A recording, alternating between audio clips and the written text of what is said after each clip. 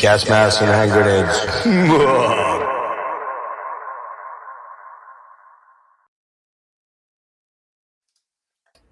Welcome to Gas Masks and Hand Grenades. We are back. I am joined by a very special friend, a guest tonight. Yes, he's a friend of mine, but that doesn't mean that he doesn't belong here. This is his first interview for his first solo album. And that special guest's name is Dane Perry, all the way from Aussie. So it's what time your time there, Dane? You're 14 hours ahead, right? Yeah, it's just after 10 a.m. in the morning. 10, so. Right. 8 p.m. here, yes. So daytime, you're in the future. We're in the past. So that's pretty cool. Well, dude, man, it's great to finally have you on here. Your new album, which came out under the moniker Deciduous Forest. And this is your artwork that I'll take it out of here so you can see it a little better.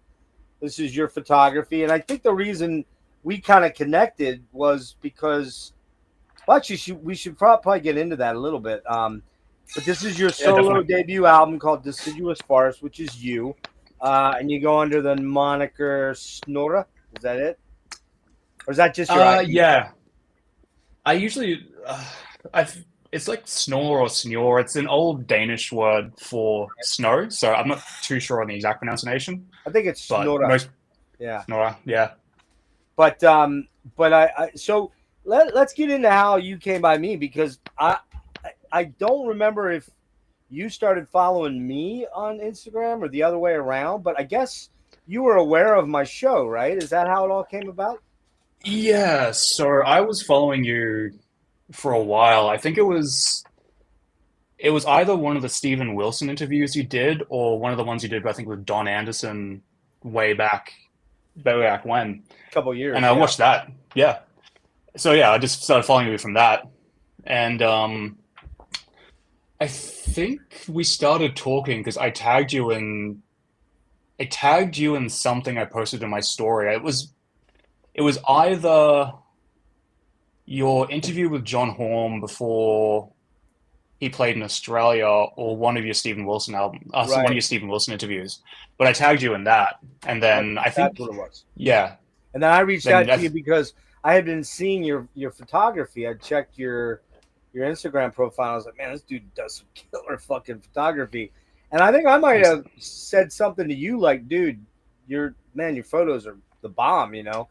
And we just started talking. So that's been, last year sometime. I don't remember exactly when, but probably late last year, maybe September, October, something like that, maybe. Yeah, it was around there. Yeah. So that culminates in us, talking pretty regularly over, just via Instagram, DMing, and, getting into some weird combos about, murders in Australia. And I remember that one where we were talking about the guy that disappeared that they never found, the dude from Prime Minister. Yeah, that. Well, no, it was a young kid that came there. I believe he was from Belgium. He disappeared on that beach where the there's a lighthouse out on that point. They can't find his body. They haven't found his body anywhere, but they say he fell off that lighthouse. It's in an area that's pretty remote. Like there's a forest there that is not exactly a great place to be at night. Remember we were talking about that. I can't remember the guy's name now. Young guy, only in his early 20s, if I recall. Yeah, I don't remember that one. There's a lot of different disappearances. But not so much these days, but yeah. We've been back and forth on that. We've talked about funnel web spiders, my favorite topic of all. Poisonous snakes and all the things in Australia that can kill you. And of course, we talk a lot of metal, man. We talk a lot of metal. Oh yeah. So, and guitar, because we're both guitar players. And just as an aside, quickly before we get into the album and the making of the album, the writing, and all that stuff, I thought I'd be tricky, and I sent Dane a couple of old videos from Guitar Center back in like 2012, when I had just right after I had surgery on this bad boy right there. And it's never gone back to normal, and it's never going to go back to normal. But I crushed the knuckle in here, and I had to have major surgery on it. And like 10 days later, I was trying to play the guitar. And I thought I'd be, I knew that Dane played, but I hadn't seen him really play. And so I sent these videos off to Dane. I'm like, hey, check me out, bro. And he's like, hey, you're a great player, man. I'm like, all right. He sends me one back, and I went, okay, that's enough of that. I'm not sending him any more videos. Because Dane is a fucking shredder, man. He is really, really good. But you don't do a lot of shredding on this album that we're going to get into in a minute. But, so back to the album, Deciduous Forest came out June 23rd on, help me out, Cabal? Gutter Prince Cabal, yeah. Gutter Prince Cabal, okay. And that's a local Aussie label, I'm assuming, or an Aussie label?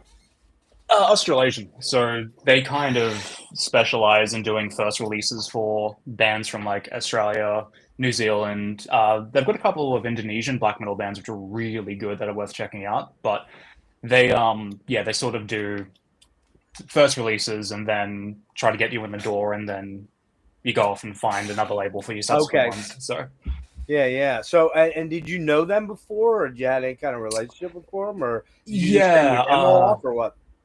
No, two of the guys from the label I'm in a band with, so we're friends. Then when I got the masters back for this, I wasn't gonna put it out at all. I was just gonna keep it on a hard drive, but I sent it to Chris, and he kind of sent it to everyone else, and they're like, "Oh yeah, well, if you're happy to trust us, we'll put it out." So it's kind of what happened. Yeah, and so now there's a digital format and there's a CD format. I imagine the CD is probably a limited run. I would think first run, right? Yeah. It's only a small print. I mean, it's an absolute nightmare, I imagine, to ship all over the world. I mean, I've had to send two of those to the US, one for you and one for another friend, and it's just like very shipping expensive. costs. So. Very expensive for anything from Australia. Yeah, but it's really well done. To Australia. Really, right. Well done booklet. Again, this is your photography in here and on the front and all these scenes. And you are a fantastic photographer, amazing guitar player, and songwriter. So let's talk a little bit about the album. How long is now? You are in another band. You mentioned that. Are you in one other band or two other bands, or a lot? I think I'm in 4 in total. Different. Other than that. So 3 others, including that. Okay. So I do live guitar for 2 other Brisbane bands. Just the stage, so I don't write anything for them. They just get me on to do live gigs. Right. And then I also play in Graveyard, which is another black metal band locally. But I write for that, so that's more of a full-time band member. Whereas the other 2, it's just you're a hired guy. I'm a hired guy. Yeah, just session gigs. Right. And Graveyard, right? It's Graviar. Garveir, I believe. Okay. And do they have other albums out? Because I didn't really have a chance to dig into that. They have other. Yeah. Okay. How long have you been with them? About a year. So, I'm not on anything that they've got out at the moment. Okay. But yeah. Anything upcoming, I'll be on. I just don't know how much I can say about that right now. So that's cool. That's fine. Yeah. Cool. They have 5-piece, right? Am I right about that? 5-piece, right? Yes. Yeah. Okay. And that's I did listen to a little bit of it. I'm trying to remember because my brain's been addled from what I'm going through. Plus, Swallow the Sun up to my eyebrows at this point. Because when I dig in deep. I give albums. That's why I do the deep dives, because it makes me focus. If I was just throwing shit on, I'm kind of doing stuff around the house. I'm half paying attention, even in the car. I'm, which I do most of my listening, a lot of my listening in the car, or used to on trips and stuff. I'm still focused on everything around me, and I'm not like locked in. But when I get locked in for a deep dive, I'm like, balls deep in it. So I was trying to remember. Graveyard's kind of, if I remember, that's a little bit more like sort of old second wave black metal kind of, right? Yeah, I'd say so. Yeah. And you're just guitars in there, right? Just guitars, yeah. Just get to stand there and look evil with the guitar. But you definitely, you're. I mean, everyone that's seeing you right now is thinking that guy's evil. I'm telling you right now. Absolutely, right. If you had a pair of glasses like this, they go, that guy's a dork. But nah, you're like. Okay, so tell me a little bit about this. So this is material. How long? we got 5 tracks on here. The Formless Dark, right? The Formless Dark, Ghost of Yep. Lies, Fields of Yore, The Age is Past, and the last one, what? Anemia. Anemia. Yeah. These tracks, how long have you been working on them, and how long have they been gestating? So the oldest riff is from Ages Past, and I wrote that in 2014. I've actually been sitting on this album for the last 4 or 5 years, just as demos on my hard drive. Right. Most of it was written between, I want to say, mid 2017, and then sporadically between 27 and 2019. I was just like writing riffs and then just not doing anything with them. And then 2019, I was like, oh, okay, screw it. I'm just gonna record them all, demo them, teach myself how to do keyboards, teach myself how to do, vocals, and then I think around 2020 when COVID sort of happened, I just put it on ice because everything was Sure. fucked. Right. And then originally I was waiting for a buddy of mine who was a drummer, because him and I had been in bands previously for about a decade, so we've got a really good dynamic. He had to move away just for personal reasons, and I was waiting for him to come back. And then it got to the point where it'd been a couple of years, and I was like, I don't really want to sit on this anymore. So that's when I spoke to Adam from the studio, and we got a guy in to do session drums. So a local drummer or somebody that you knew, or somebody he knew, or what? Someone he knew. Yeah. Okay. A local dude named Chris. Now, were you in? Really good guy. Have you been in bands? Because you're in your mid-30s, correct? Yep. Right. So have you been playing in bands since you were a teen or young 20s? Yeah. Okay. I think the first proper band, I think I was probably 18. That was back in Mackay, where I grew up, with some friends of mine that I knew from the years. Then a couple of bands around there, moved to Brisbane.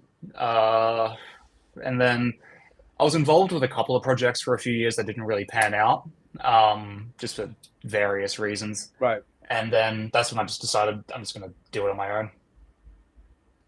I'm stubborn enough to force myself how to learn it, so just figured that's pretty cool. I mean, so I guess we should talk about, these are pretty long, most of them are long and expansive tracks. I was wondering too, you think the label would be cool if we played like one of the tracks, one of the shorter ones? I don't think they'd have a problem, right? Okay. We'll do that at the end. We'll run through that, but because I can't really play the whole album because it will go all, it'd be 45 minutes. So, and by the way, anybody who wants to check this out or wants to buy a copy, again, bearing in mind they are coming from Australia. There is no distribution over here right now, but that's something we could probably talk about, Dane. Maybe I could pick up a couple copies for you, have them here, send them out from here. That might be something to think about too. I'd be glad to do that. But long story short, if you're going to buy this, you unfortunately are going to have to pay. The shipping is going to be the thing that kicks you in the nuts. The price of the CD is very reasonable, and it would be nice to see perhaps you sell a bunch of these or a good handful of these, so that maybe you could even do a vinyl version at some point in time. But that's, I would think that would be, you'd have to get a little bit of a nest egg from this to be able to finance 100 run or 50 run or something like that. Yeah. Yeah. I thought about doing just doing it myself and doing like a limited run, because there are places you can do like 10 or 20, but I'd really want to be on top of the quality control of that, because I wouldn't want it to just be like, some flimsy, like no sleeve or no packaging or whatever. Like if I'm going to do vinyl, I'd want to do it properly. Yeah, and you're going to have some upfront money to make it done right, and then cross your fingers that you can sell them at either gigs or whatever. And you probably will. I think you will. Now, I'm going to be honest about this. When you talked to me about this, you sent me the files to listen to. Mm-hmm. And I had a lot going on at that point in time. I was traveling. I was trying to get a whole lot in. And I gave it a listen, and I got back to you, and what did I say? You weren't so much into the symphonic elements, if I recall, which is totally fair. I mean, I'm trying to remember. You had some constructive feedback. You weren't cruel about it. What I said was, this was an album that it's great quality. The recording is fantastic. I mean, there's no production issues. It's really well done. High value there. The guitars are great. Your vocals are what really shocked me, man. You've got great, scathing, really killer vocals, but they're right in the mix so that they're not out front too much. They're kind of nocturno culto meets. I was thinking of this. I had a note on it. And I forget I'll remember who it is, but I kept thinking, oh, that sounds a little light, because that's what I do when I listen to stuff. I go, Yeah. oh, where's the influence coming from? But I was very surprised by that. The drums are really well done. The one element that I did have a little bit of a sticking point was it is pretty heavily orchestrated, MIDI orchestrated, and that's not typically a black metal that I'm super into. But the good news is you sent me a copy, and I really focused on it the last 2 weeks or whatever since I got this in 10 days.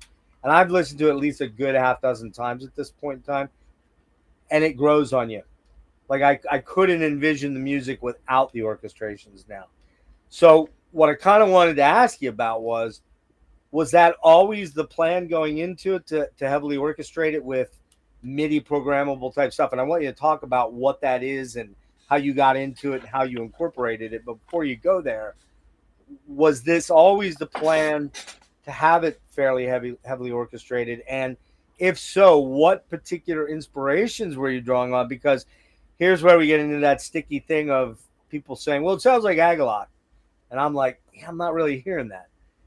Yeah, no, I think, I mean, even listening to it when we were recording it without the keyboards, it didn't have, like, there's parts of it where you can see, like, I've taken from, Alcest or Agalloch or one of those kind of bands, but Right. It's not, I didn't exactly sit down with an intent to rip off, the Mantle or something like that. Right, and that's one that you keep mentioning, that the more I listen to the album now, I see it, is the Alcest connection, because while I don't hear as much languid prettiness in your album versus Alcest, which always has those lilting, sort of almost post-rocky elements, I don't hear the post-rock or post-metal in yours, but I do hear the orchestrated parts like Niche tends to do, where the stuff builds with whatever he's using, not real orchestras, I doubt, but I don't think he's got the budget for that, even though he's got a bigger budget than you, I'm Probably sure. good.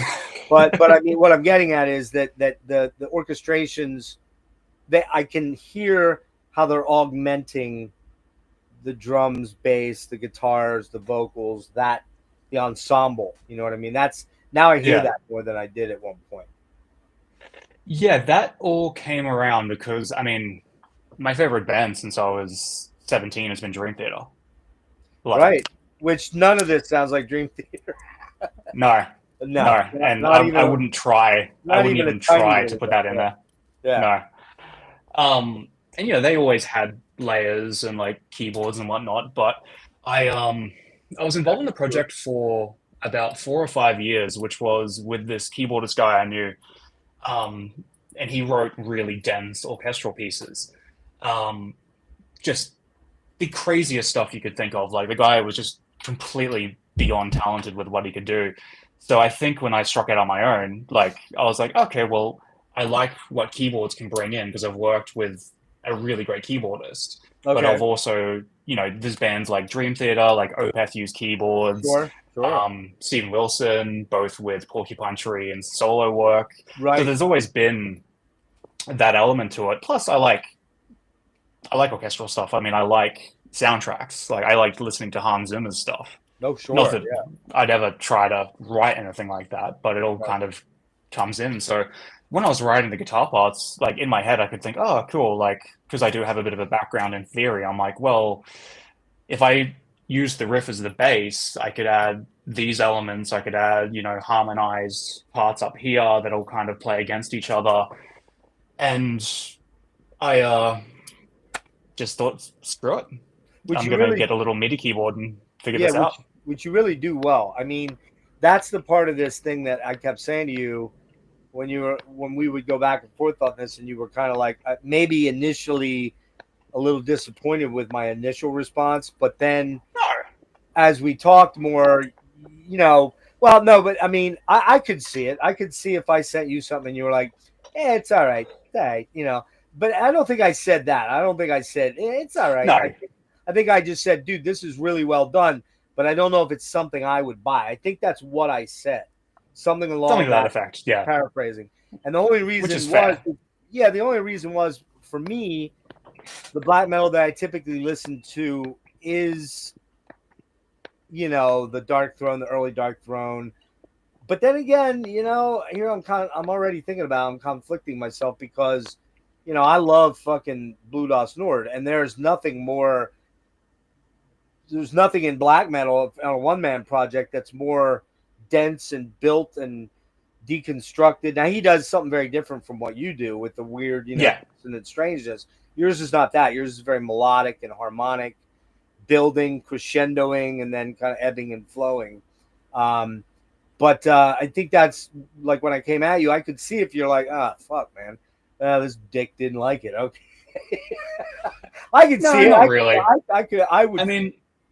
I would probably feel that way. That's all I'm saying. I'd probably like, well, fuck that guy. You know what I mean? Not really. I mean, you got to keep in mind, like I was expecting a fair bit of pushback because it does have, you know, a lot of keyboard stuff. It does have some ambient moments. I mean, the last track's a 5-minute instrumental that's mostly keyboard driven. Yes. But I was like, okay, cool. Like, I'll just put it out, and some people might like it, some people might hate it. There's probably going to be people that are like, oh, this is shit because he's not, you know, there's no blast beats on it. What am I wasting my time on it for? No. You know the band I keep thinking of, and you don't sound like each other, but the band that kept popping up to me more and more and more and more, and I didn't even include it in my write-up, was Sour. Yeah, the dude from Scotland, Andy. Yes. Your songs have that big building crescendo-ish sort of thing that happened like he does. Now he's got a lot more. You don't have any Celtic. Well, you got a little Celtic stuff in Fields of Yore.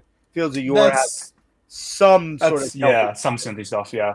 But like with Andy's stuff, it just reminded me a lot of that. Some other bands that I saw mentioned and people, you know, Winter Phillip kind of has a little bit of that vibe. Only they're a lot more acoustic-y, as I recall. You know, stuff like that. There's the Woods of Ypres. I think you had mentioned that somebody had brought that up to you.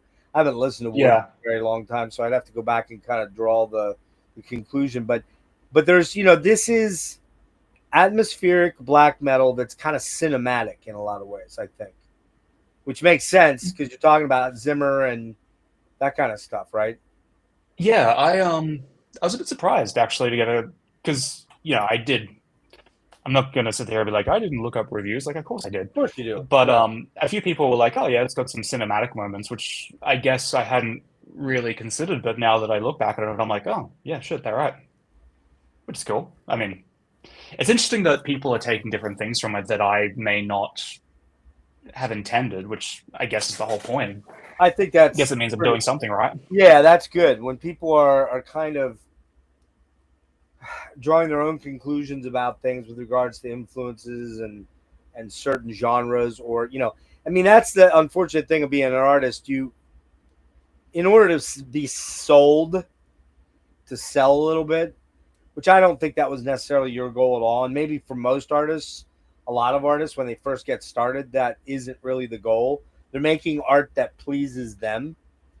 And then if someone else says, oh, dude, that's killer. That's a great photo you took. That's a great picture you painted. That's a really cool guitar acoustic piece you did. Suddenly, then the thought goes, oh, somebody else likes it? Well, maybe they'll like more. So maybe it's hard to get away from the capitalist idea of selling your product, right? Yeah. I mean, I originally wasn't even going to record these songs properly. I was just going to keep the demos, which had like my incredibly poorly programmed drums, and like really basic orchestrations. Like I was just happy with that. And then the more I thought about it, I'm like, nah, I kind of want to record this properly, even if it's just for myself. And then the original idea was I was just going to either keep it on my hard drive or throw it on Bandcamp for like free and just release it. Just proliferate. Yeah. See what happened. Yeah. Well, let me ask you this. Yeah, I had, How have you sold some copies at this point? Yeah, I sold a few. Yeah. Okay. I don't know the exact numbers.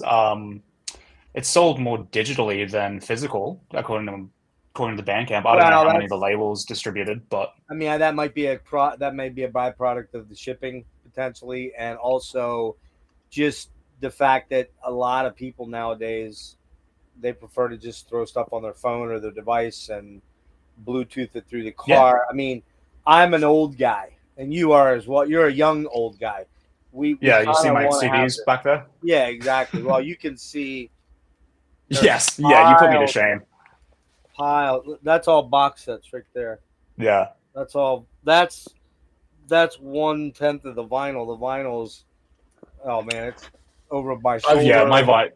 My vinyl collection is very small. It fits on like one shelf behind me, but Yeah, I'm assuming we're gonna get into vinyls at some point. I'm sure because I got I've to. gone a little stupid with the vinyl here of late. So, um, in fact, I don't know if I told you this. I probably did. Like when I got a vinyl player, finally, when I got a phono, I hadn't had a record player since probably the '90s Yeah. because my Technique one died and I couldn't find a cartridge for it. Then I forgot about it, to be honest with you, and I sold probably 80% of my stuff are in the early 2000s when I was having kids. My kids, maybe late 90s.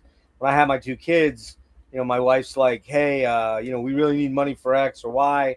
Is there anything you can get rid of?" Oh, sure, I'll get rid of the vinyl. I don't ever listen to it. I didn't have any super rare, like, first editions of, fucking Under a Funeral Moon or, anything that would drag a ton of Storm of the Lights band, anything like that would drag a ton of money in. I had a lot of common stuff, so it wasn't like a great loss, although I did get rid of a lot of my Rush, which were all originals, which, that's not cool. My Uh, affinity for, I know. But yeah. but I ended up getting rid of a lot of stuff. And then when I went on, disability because of the issues I'm dealing with, I'm like, I had about 150 LPs that I had Mhm. saved, things that were like super special to me. First edition Yes songs, first edition Yes relay or stuff like that from the 70s and late 70s, early 80s. And I bought this record player, man. Biggest mistake I ever made. Just a flat out big mistake. Because now it's like, well, I gotta have that on vinyl because I need the big vinyl.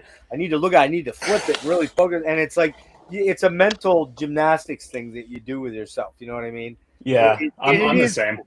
It's cool, but it would be nice to see this come out. So let's talk to me a little bit about the orchestrations, how you created them and what you used for them, because I believe you told me.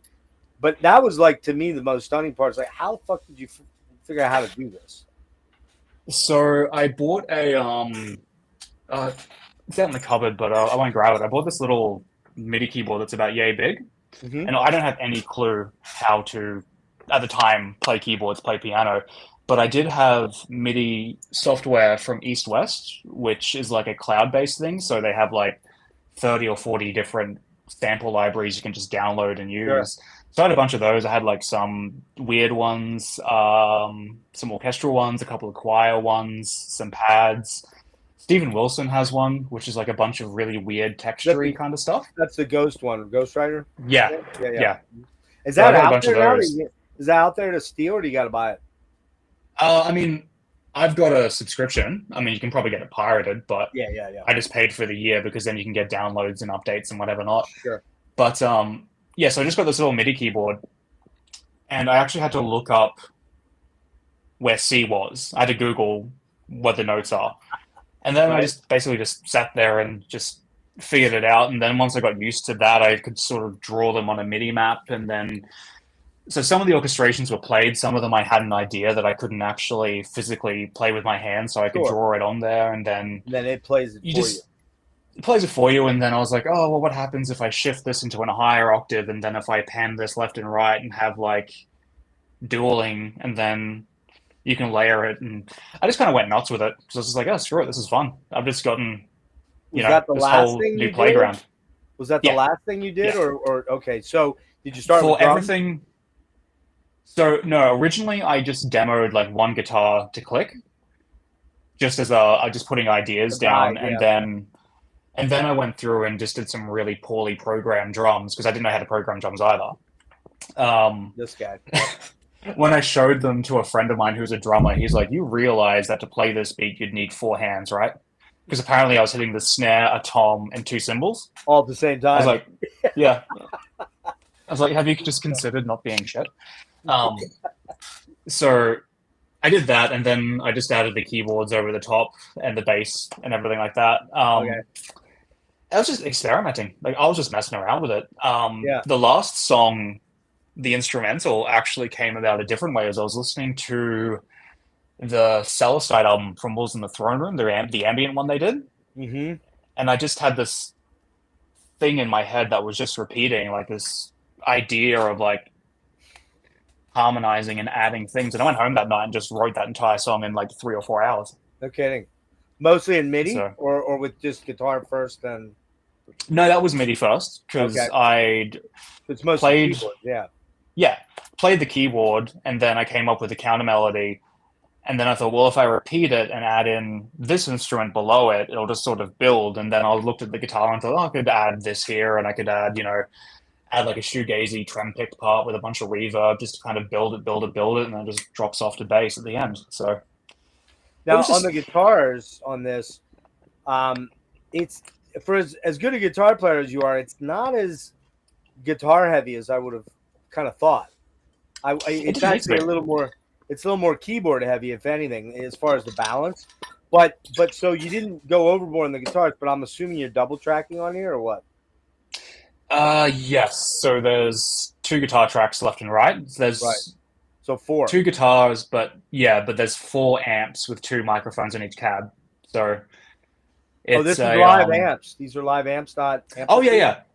Okay. No, that was all done in the studio. That was done with a PV 65, no, a blockload of PV 5150 from the 90s, and we blended in a JCM 900, Okay. both going into 2 cabs, 2 mics on each cab. So that was all like that Now, guitar tone was just are you running through your fractal into that as a preamp? No, Oh, you're not. Okay. So no, that was all effects were amps added at home. later. Effects are Yep. added later. Okay. In post. All right, I got it. And then you don't really go off on the leads. I mean, there's a little bit in Fields of Yore. Each song has like some moderate leads, but you don't go crazy. And we talked about this. I kind of laughed about it because you can do the sweep picking stuff, and there's no sweeps on here. This is very No, very melodic, very non shreddy at all. Really. I don't think I've ever written a guitar solo with sweeps for any Really? of my projects. No kidding. Yeah, I Well, it's so overdone. It's fun to practice. It's Yeah. fun to practice, but I just heard too many guitar solos where it's like, all right, forget the song, look at me now. Yeah. So, And really, I mean, it's kind of an overused trick now to a great degree.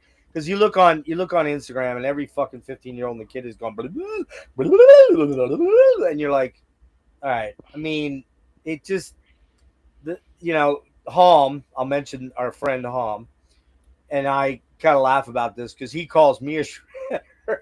It's like, what? Are you kidding, dude?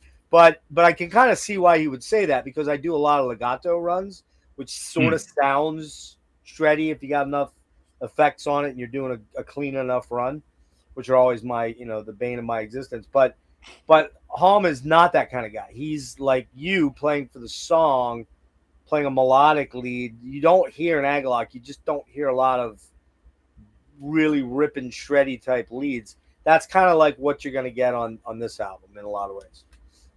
yeah, I think some of those were kind of improvised, those leads on that one. I think the first song I composed the lead, the second song solo I improvised and had to go back and figure out what I'd done. Yeah, which that's is a fun. pain in the ass because my ear sucks. Really? Yeah, I mean, I can get there, but I'm too impatient. Like, I don't want to sit there and, which is I got you. Probably, I got you. Yeah, but yeah, I didn't really want to do a bunch of shreddy stuff on there. I figured there's so much else going on. I just wanted the guitars to just kind of support the song, and then the orchestrals are kind of a texture on top. Some of the other songs I've written have more guitar solos, but even they're not shreddy. They're not super shreddy, but there's like harmonized leads and stuff like that. Sure. But so you wrote all the lyrics, I assume, correct? Yeah. Any topical things to kind of touch on? I know you're extremely in touch with nature. You go out like a fucking crazy man in the out. I don't know if it's the outback, but you go out in the woods of. I would think setting foot out your front door is dangerous in Australia. That's what I would think. I know. I know. I'm a little bit It can over. be. I mean, not so much where I am now, but I think we've spoken about, like, I grew up on a farm that was just covered in like poisonous snakes and spiders and crazy shit like that. But no, the lyrical themes aren't actually nature at all. Like, I didn't really want to write about.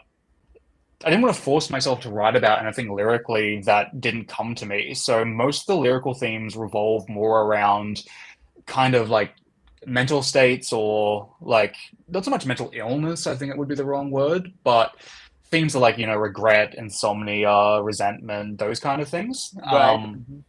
I didn't, Universal topics that everybody struggles with. yeah, I mean, there's kind of metaphors in a way in some of them. So I do kind of use maybe like um phrases, and like I'll use words like, I think one of the lyrics is like forests fall, but it's not about actual forest. It's more of like a mental state and things like Sure. that. So it's more like, it's like, what is it kind of evoking lyrically in my head? Like, what is it making me feel? And then from there, what's kind of like, what's the message the song is giving me? And I just kind of try and write it out. I don't really sit down and write lyrics. I just listen to the song, and then words and phrases will jump out at me, and I'll be like, okay, well, what's this? Because this is speaking to me. Let's explore this idea. So Yeah, I coming from an era of the '70s where lyrics were very particularly pertinent to the song, whether they were "Ooh baby baby, I'm going to get you in bed" type lyrics, or they were highbrow shit like Ayn Rand, 2112, finding a guitar in a future dystopian society. That was the stuff that always spoke to me, not the Robert Plant, Led Zeppelin stuff. Not that I don't like that stuff, because I do, but it was always, and not, that's pretty rough, because Zeppelin has written like Achilles' Last Stand, and they've written some really non-sex based songs that are really killer. I mean, yeah, shit like Ramble On has got all kinds of Lord of the Rings stuff in there. So I was a little unfair, but I guess what I'm getting at is, this, I never really, the '80s type lyrics of let's bang and get high on cocaine, that never appealed to me. But it was always the more highbrow Rush lyrics, or the universal truth lyrics of like, something like "Fight the Good Fight" from Triumph, or "Ordinary Man."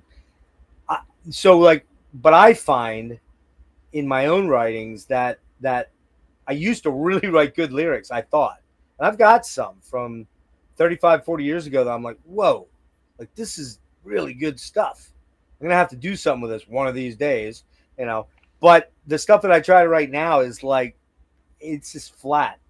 Do you have did you have any trouble with that? Is writing lyrics something that is like a secondary thing to the project, I'm assuming?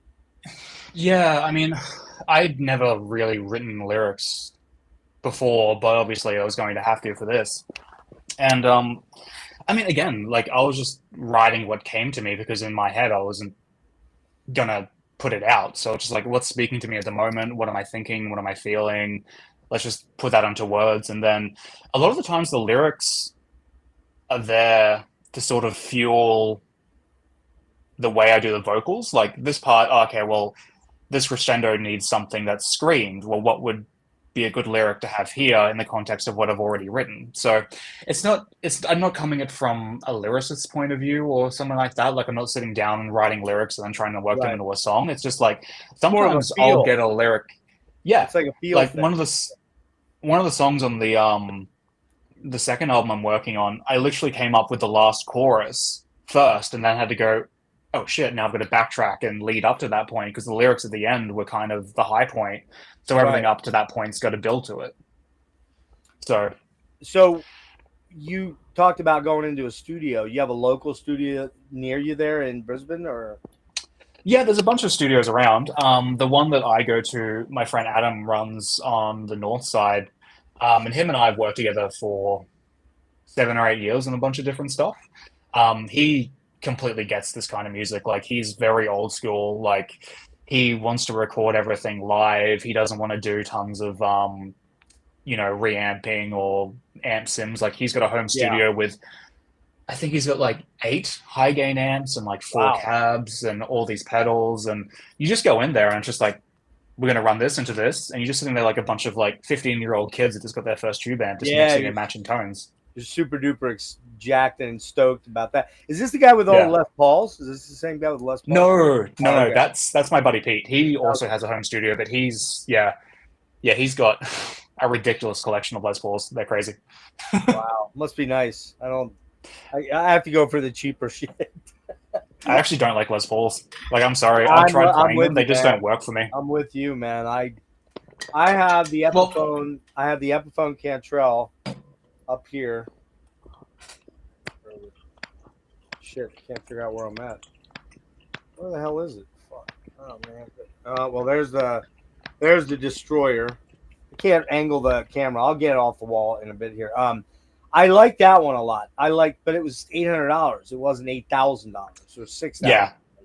Every fucking super expensive Gibson I've ever played Les Paul has left me going, why would you want to spend $6,000 on this when you can get that for $1,500 or $2,000 or even $1,000, dude? I mean, that guitar right there, $1,100. The US version of that's Indonesian.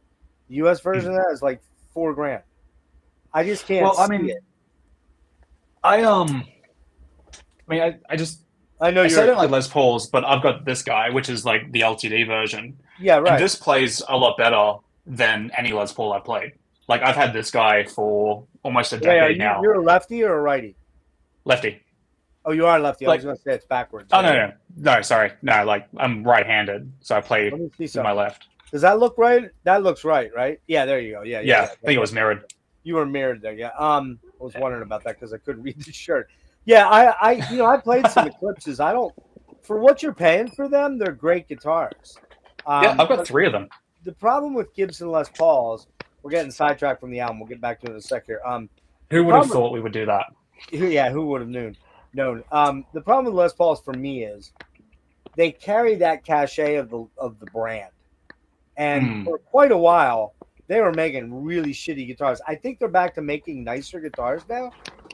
But for me, if I'm going to buy a Les Paul, it's got to be a 60s or a 70s, or it can't be a 50s. I can't ever afford something like that. But I mean, like, I would have to go for a 60s or 70s, and they're going to be pricey. They're not going to be cheap, Yeah, no, my friend that has a bunch of them, I think he's got some. They're not like the 50s and 60s, but they're, I think, 90s and 2000s when the quality was still good.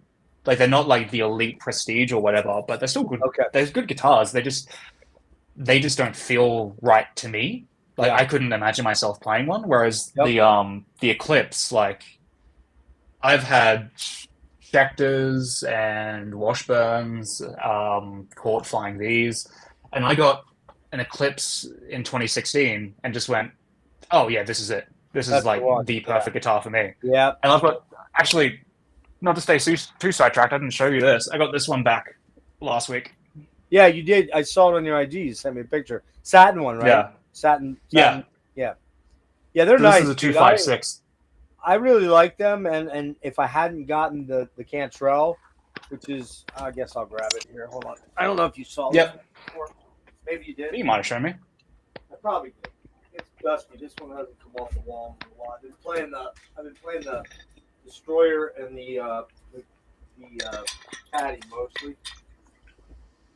But I love the neck on this thing. It's the camera. It's the the burgundy, great binding. I don't know what pickups, probably burst buckers, I believe, are in this. But it's an Epiphone, dude. And they even had the head. They even had the diamonds and the Cantrell, and it's got the double J on the back. And I love it. I believe I'm pretty sure these are Grovers. Yeah, Grover tuners. So they stay in tune great. It stays in tune great. It does have a little bit of a G-string thing. We all know the G-string thing is a guitar. It likes to go sharp a little bit. Yeah. But so I may have to put a string tree thing in. Or actually, this is the only one I haven't restrung since I bought it. And I'm going to restring it now that I'm an Ace guitar restringer, as you saw. Although Holmes said I didn't leave enough extra for my B and E string, so he is actually kind of right about that. But yeah, I love this thing. Now this I really like. It's a heavy fucker though, dude. This thing's at least that's 8 or 10 pounds. That's the other thing. That's the other thing I didn't like about some of the Les Pauls my friend has is they're so heavy. But I've got this guy, which is I've had for I think since 2011. Yeah, Schecter, or is that ESP? Schecter. No, it's a Schecter. I like Schecter. It's got what's cool about this one is I got a piezo installed in the bridge. Oh wow! So I've got a little toggle down here for acoustic sounds. I haven't used this. Like it's tuned for C standard. Is that the Hellraiser or the C? Hellraiser Special. Okay. So this is a really good guitar, but I just don't use it. Has one. I love playing his guitar. I love the necks on. The necks are awesome. Yeah, they play really well. But yeah. I don't like it as much as the Eclipses, but it is good. I might use it for something down the line, but I just didn't want it sitting in its case under my bed forever, so I took it out and put it on the stand. You got a Floyd license? It's no. So it's actually it's a Graph Tech because the actual piezo is in the Floyd. It's in the actual bridge. Yeah, so it's all like you had to route a hole through here to get the wiring and everything. But was that a special thing you had done, or did it come that way? I had to get it all installed, but there's a grounding issue with it, or a shielding issue, or something. So it just hums, so it's not great. So you got what ESP 8185s in there, or not ESP? EMGs. EMGs. Yeah, I think so. Yeah. And then I think I just got them all. They're great pickups. Yeah. Real great hot active pickups if you like the active. But that also makes them more, because it's active pickups, you're more prone to hum because of it. Yeah.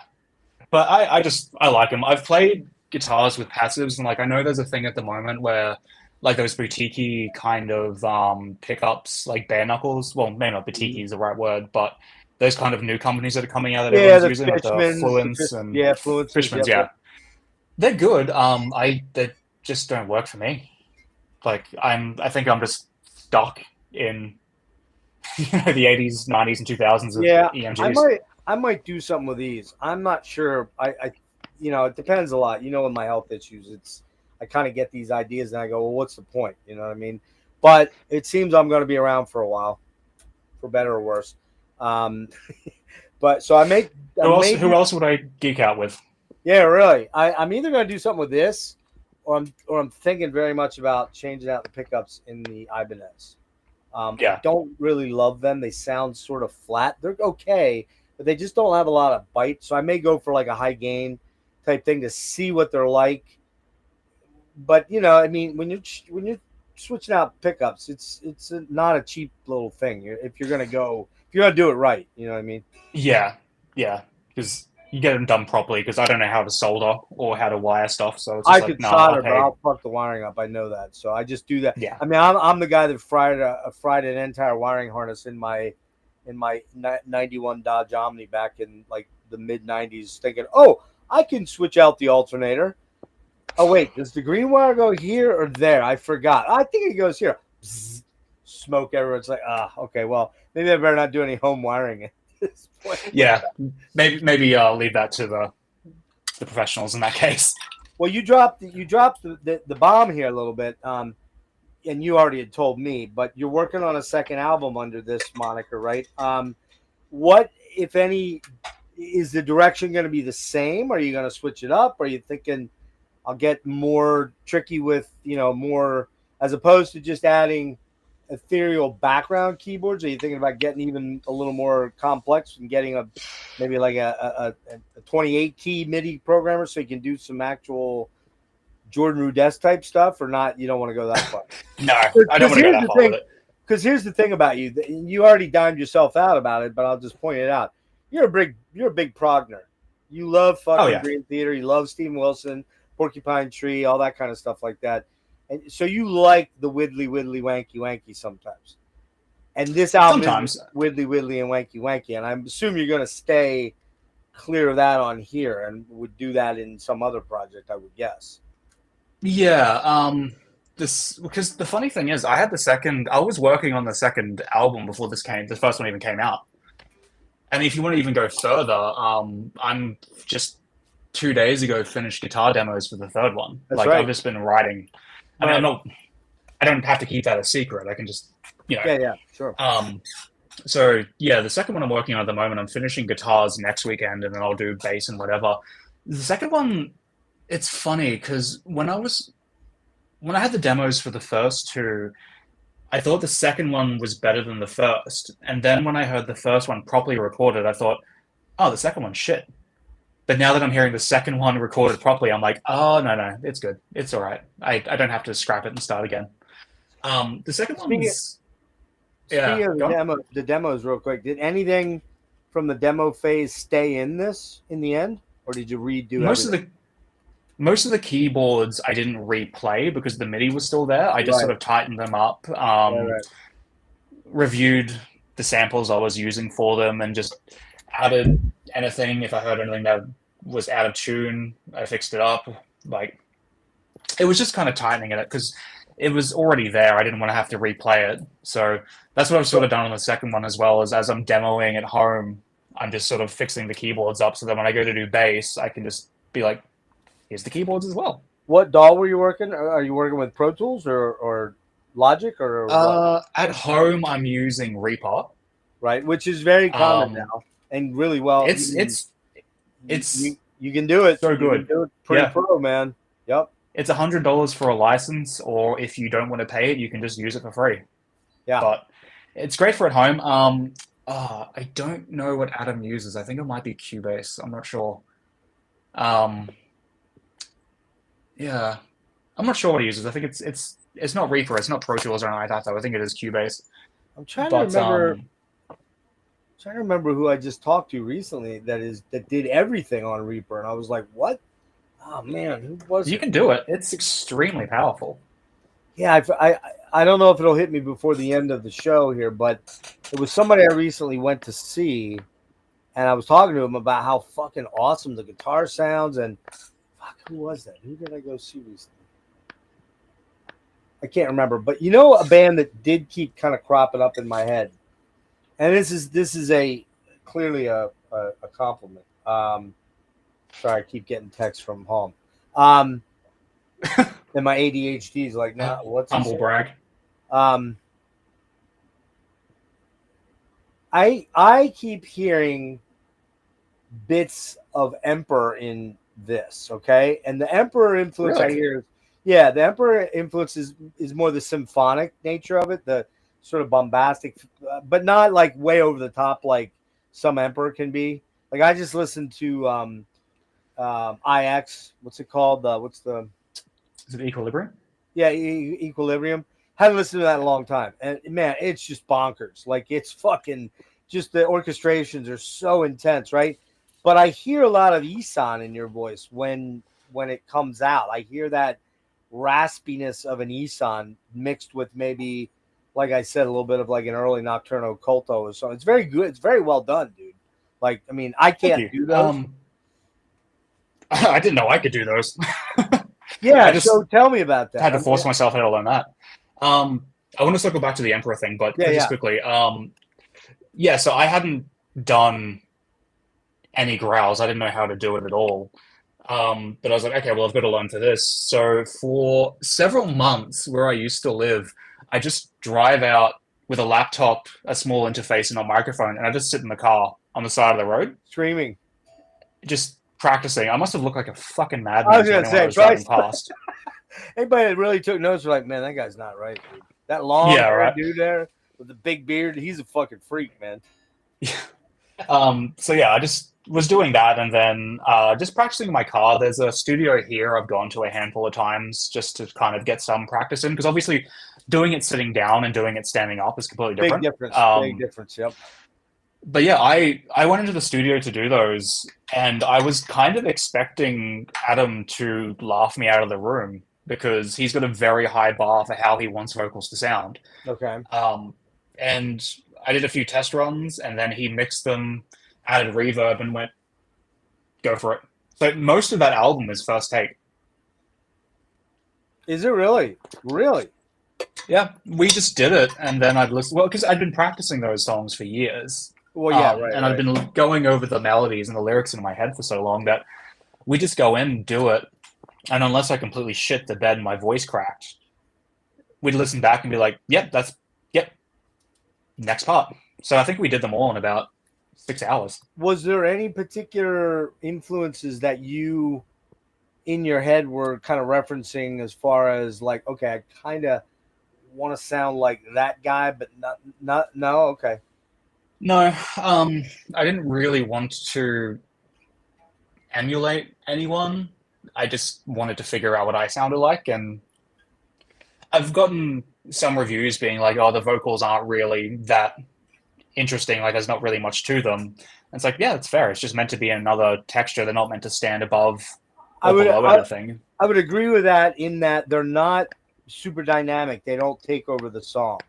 In Nah. other words, they're not like for example, like listening to all that Swallow the Sun lately. I love Miko's death growl. He's got one of the best out there, and he's when he's at his best, he's prime Mikkel Ackerfeld. He's right there in that zone.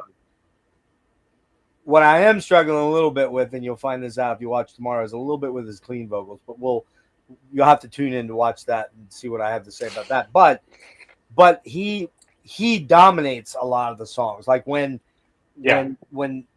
and I don't know how much you've listened to them. I think you said they were fairly new to you, but Juho's guitar playing is fucking amazing. He just writes killer riffs. However, when Mikko gets into the growls or the black metals, because he can do them both. He can do the scathing black metal where you can still understand what he's saying, or he can do the growls where you can still understand what he's saying. They kind of take front and center in the mix, and they drag you a little bit away from all the other stuff that's going on. In this album here for Deciduous, which I want to ask you about the name in a minute, so remind me because, ADHD. Your vocals are very much like a part of the fabric of the song. They really don't like pop out to a point where you're like, oh, I really recognize that vocal melody. It's not like... Yeah, that was intentional. Like, I don't want to be a vocalist. Like, it's just that I didn't want to have anyone else come in. So well, it's just more just... All right, let me ask you this though. Is that because you were fearful of how the vocals might actually sound if they were more of a focal point, i.e., I don't really want to be a vocalist, but so I just buried them a little more in the mix so they're not as prominent? Because my advice to you on album 2, if you're taking any constructive advice, would be bump those up a little bit more, bring them out a little bit more so that they can be slightly more of a focal point that people are listening to, that they go, oh yeah, because you really can do that very well, Dane. Like unless there was a lot of studio trickery going on, which you don't want to talk about, it sounds to me like you've got that nailed really fucking good, and you should sort of highlight it a little bit for me. Thanks. Your first point, no, it wasn't so much I was worried about having another singer come in and take over. It was more at the point I was just fucking sick of dealing with other musicians, to put it bluntly. No. I think you misunderstood me. That's not what I asked. What I asked was it when you were recording and mixing after the playback, when you heard it back, were you going, were you feeling trepidation about your vocals being so far out front? No. Okay. Right. That was very intentional to have them sort of mixed in with everything else, because I didn't want them, because there's bands that I enjoy, but they do have the vocals turned up, I would say, a fraction too loud, where it can be hard to hear everything else underneath. I wanted everything kind of together, if that makes sense. Yeah. So I didn't really want to have to deal with having them pushed out too far. So I think it's a good balance. I think you're right that in some parts they could be louder. And I've had that feedback from a few friends of mine as well, where it's like, oh, in this section, the vocal should have been bumped up. But I mean, hindsight's always going to be what it is. At the time, I thought it was good.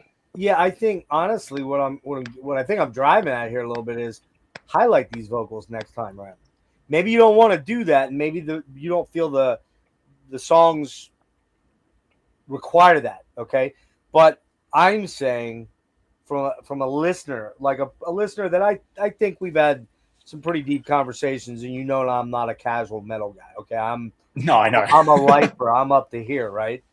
I've listened to a fuck ton of raw black metal and good, which I'm not a huge fan of. The bands I really love are bands like Enslaved, which I know you like quite a bit too. Oh yeah. And Grutla's vocals, they're out front, man. They're driving some of these songs. But that may not be this type of songs that you want to write. But what I'm getting at is maybe experiment a little bit with going, I really want the vocal to stand out on this one. Let's see what it sounds like. And if you don't feel good with it, you can always dip it back into the next deeper. You know what I mean? But I'm saying, listening to this album, I think the vocals should be a high point on it. And they're not, because they're kind of mixed into the mix. And that's just my opinion as a seasoned listener, I guess I would put it that way. And so don't be afraid to at least try it on this next one to see whether you like it. If you don't like it, you'll know right away. You'll be like, that's not what I was looking for. But I think your vocal prowess is pretty damn good on this album. And I would think that maybe the next album, it might be not a bad idea to see what comes of it, where you feature the vocal a little bit more as a melodic instrument to drive the track, Yeah, there's definitely something to that as well. Like, I haven't thought too much about the vocals for the second one at this point, but right, of course, I know in the back of my mind when we get to that point, there's things I want to try. I'm not going to venture into trying to do cleans. That would just be terrible for everyone. But as far as mixing them or having, because I've got ideas for doing like double tracking and like having like a low growl, or maybe just like not like that growled whisper that some bands do, but maybe just like a growl just underneath to kind of add some texture to some parts. I don't know. Sure. I'm looking forward to jumping in the studio with that though, because that's gonna be fun. Have you tried any clean vocals at all? Or No. I mean, I sing in the car sometimes, but I didn't want to do any cleans for this. Like, I wanted to avoid sort of the two extremes that I feel some bands that are in this do. Like, it's like, okay, cool, heavy, heavy, heavy. They're going to sing over the chorus. Yes. Like, and that's fine. There's a bit of a cookie cutter thing going on there. Certain bands like Amorphous, or and these are bands I love. Even Michael Ockerfeldt, to a degree. You can kind of go, oh, I know he's going to go clean here. Oh, I know he's going to go growl. Well, we didn't know he was going to go growl, but once he brought those back, now I can almost go, yeah, I see why he went growl there. So there is a bit of a, I guess you'd call it almost a trope. What do they call those things? Like a trope? Cliche? Huh? Cliche, where you're like, okay, they always do the verse in the growls, and then they always do the bridge in some sort of a whiny emo voice, and then they go into the clean for the, I mean, that just does seem to be sort of a cliche of a lot of metal genres, Yeah, I think there was parts on the second album when I was writing it, and in my head I'm like, oh, you could put a clean vocal here, and then I thought, I'm going to put 2 flutes and an orchestra. There you go. Okay. Have that instead. Yep. But actually, can I just circle back to the Emperor thing quickly? Yeah. I'm sorry, I derailed you. No, controversial opinion about that. I prefer Ishan, his solo work. I don't know if we've discussed that. Yeah, I think we have. Yeah. I've seen Ishan once. Yep. I've seen him with Emperor, and I've seen him on his solos. And his first couple of solo albums, like After, Adversary, and Angle, just great albums. Fucking amazing. Yep. Like, I even like the weird. the weird shit like that. Dash Shalabrine. Yeah, I like that album a lot. I really like that album because he's just going out on a limb, just experimenting and doing weird stuff. I missed Amir. There's 2 or 3 albums I missed after that Das Celebrechen, I believe. There's 2 or 3 in there I didn't miss. I did get the last one, and the last one sounds a lot like Old Emperor to me. Is that the one where he's got the instrumental version as well? Yep. Yeah, I listened to that. I like that one. I've got to pick that up. But It's very I think the last one I bought was yeah. Gone. No, you got last Oh, one you bought. I think the last one of his I bought was Octis. I think that was in 2019. I didn't get that one. I know I don't have that, and I don't have a mirror. I think there's one other one in there I missed too. Because I got to be honest with you, I was kind of burnt at that point on that, and I felt like, I've kind of heard it all. But now I got to go grab those, of course, because I really do like the new one, which reminds me of a real mesh of Prometheus and Equilibrium. It's kind of that. It's very orchestral and huge sounding, but there's a lot of great scathing black metal vocals in there. And having seen them twice, finally getting to see them live, it was pretty fucking epic. They're just such a machine live, you know. I saw them in 2022 in Brisbane, I think I want to say. And I think they did Nightside in its entirety, and then a couple at the end, and it was just fucking incredible. Well, they're kind of locked in on that. That's what they did for this tour, was the celebration. I think it's the 30th of that. Is that right? Does that sound about right? I think 35th. I think so. They did do like with strength I burn. They did one Prometheus track. I can't remember. I think they did maybe one or two. They did 2 or 3 off Welkin. They definitely did. What's it called? Transium. What's it called? The first track. I remember that. They did the first track. I believe they did the last track, I think. So yeah, it was, man. You know, I waited. You saw them with Wolves and Agalloch, didn't you? Yeah. Yes. Yeah, that was special because Wolves blew my mind, and that's a big influence on me. I know. Yeah. Wolves is so fucking good. They were fucking killer, man. And they have such a great stage vibe. It's like everything is, which I know speaks to you a lot. The woodsy element, all that stuff, and then the blue LEDs on the guitar is really a cool that gives it such an eeriness and otherness when you watch them, you know. But I saw them in. God.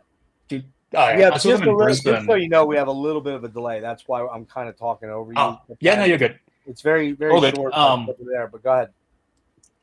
I saw them in 2019 at a Brisbane venue called Crowbar, which it's moved now, but at the time it was like this literally underground, like you went downstairs.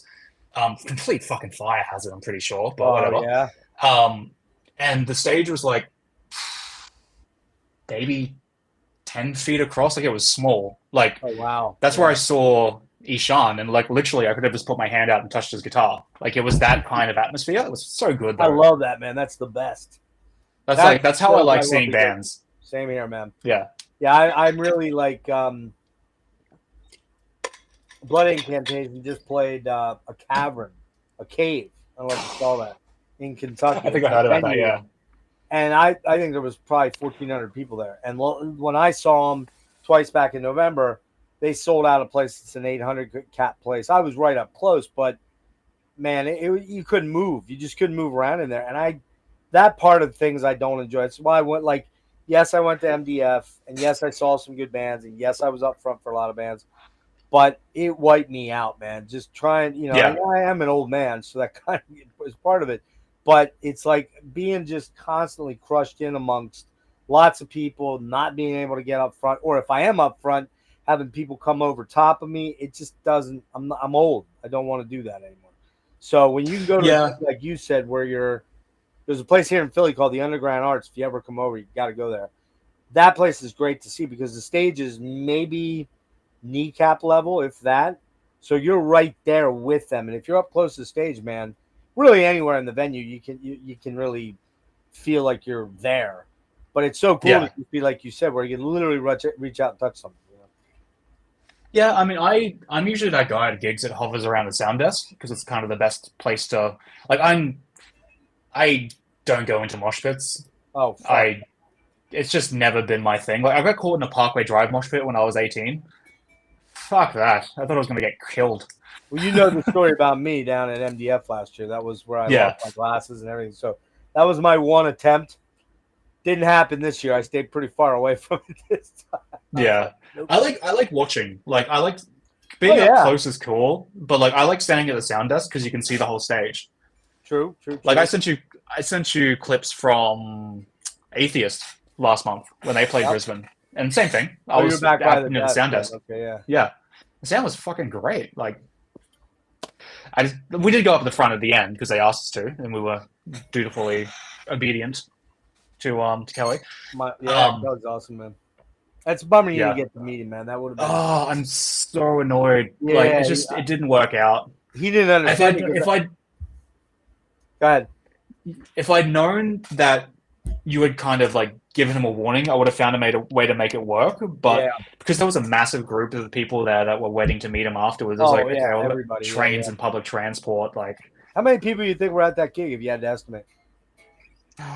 200? Maybe. It's hard to gauge with that venue because it's so big. You can make it look kind of empty with a decent crowd, but it was good. I mean, Brisbane has real hit and miss with gigs. Like some bands can come and get completely packed out.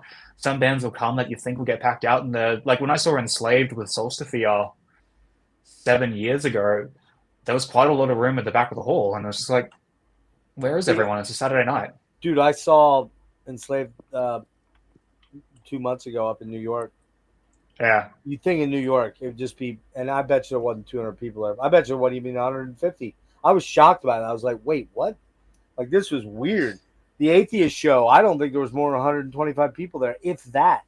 It was hardly it. Now, I went to the DNA Lounge, then a month later, practically literally, I went, 18 days later, I went to see him in San Francisco when I was out there. First date of the tour was, No, it was like the fifth date of the tour for New York. There was a bunch of other shows that night, like Flesh God Apocalypse was playing down the road, and right. I think Pantera might have been in town, so that hurts. But then when they came to San Fran, it was probably 350 people, and it was fucking crazy, man. There was no mosh pit in New York. There was an insane mosh pit that I had to get out of because I was kind of trapped in at the front of the stage. I'm like, out of here, man, for that show. Yeah. Well, now we're getting tangential. I do want to get back to this real quick to wrap up. Oh, yeah. So just to let everybody know, this is the first album, Fields of Yore, and Deciduous Forest. What made you go with that name? I know, but I kind of know, but you tell us. Yeah, so I had no idea really with what to call it. Like, I didn't want to call it like Dane Solo Project or something silly like that. And I think I was just reading something. I think I was looking up something might have been on Wikipedia about forests and whatnot, and then just the phrase, this is a deciduous forest. And I looked into it, and like deciduous forest is a forest where like the leaves change with the seasons, which kind of tied in with the lyrical themes about like, change, mental states, yada, yada, yada, etc. Yeah. And it just kind of fit perfectly, especially when you take into account like the photography that I do. Yeah. Like, which I need it just perfectly clicked in. Yeah, I don't know if I remember. I think I put an Instagram link, but do you have a website for just your photos, or is it just the Instagram thing? Just Instagram. Okay. It's just a hobby. I don't sell any of it. No, although I probably should. People have to see what you do, dude. It's incredible. Actually, let's see if I can do this. Give me 1 minute here. I think I can. Yeah, just give me 1 sec. We'll just do this real fast. And I do need to pull up the hang on. No, I can go here. To here, yeah, there we go. Give me 1 sec, Dave. No, you're good. Okay, there we go. All right. We'll go up here. We'll do share screen. Okay, there. Can you see it? There you are. Yep. There you are with all your mane of glory. I do have my hair down for the interview just to show you up. Yeah, you had to, man. I don't know. You might want to close our chat there on the side. I think yours is loner. What's that? Oh. You might want to close our chat on the side there. Yeah. We don't want to talk about the Jeffrey Epstein stuff that we were talking about. That's not funny. All right. Dude. We're not talking about that. Just kidding. Okay, so yeah, here's some photos that you've taken, and that's the front cover right there of the album. That is, yeah. And that's Candalia Falls. Condalilla. Yeah, so Now, how that's far on away is the that from sun. you? Oh, it's like an hour, maybe, Okay. depending on traffic. It's up a mountain range. Like all the rainforests around me are up mountain ranges, so it makes for a good morning if you can get up there when it's foggy. Yeah. Yeah, I just got really lucky because I just went up there for a walk late last year, and Mhm. these are all from that same day. I was just like watching the fog roll in. It's like, well, Now you mentioned something about mushrooms. Do you collect morel mushrooms? Are no, you? they Are just you make for not? good Okay. I photos. thought you were a mushroomer. I don't know why I thought that. Might have No, been somebody else I was thinking about. Man, look at that. That is just incredible. Look at that. Holy hell.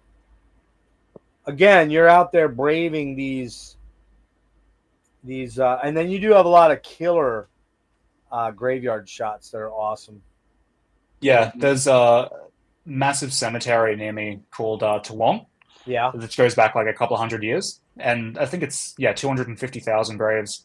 One of the guys they What? thought was Jack the Ripper was buried there. Really? Yeah, it was I think an Irish guy that That's came over amazing. when the murders stopped. Do they So, know what the oldest tombstone in there is?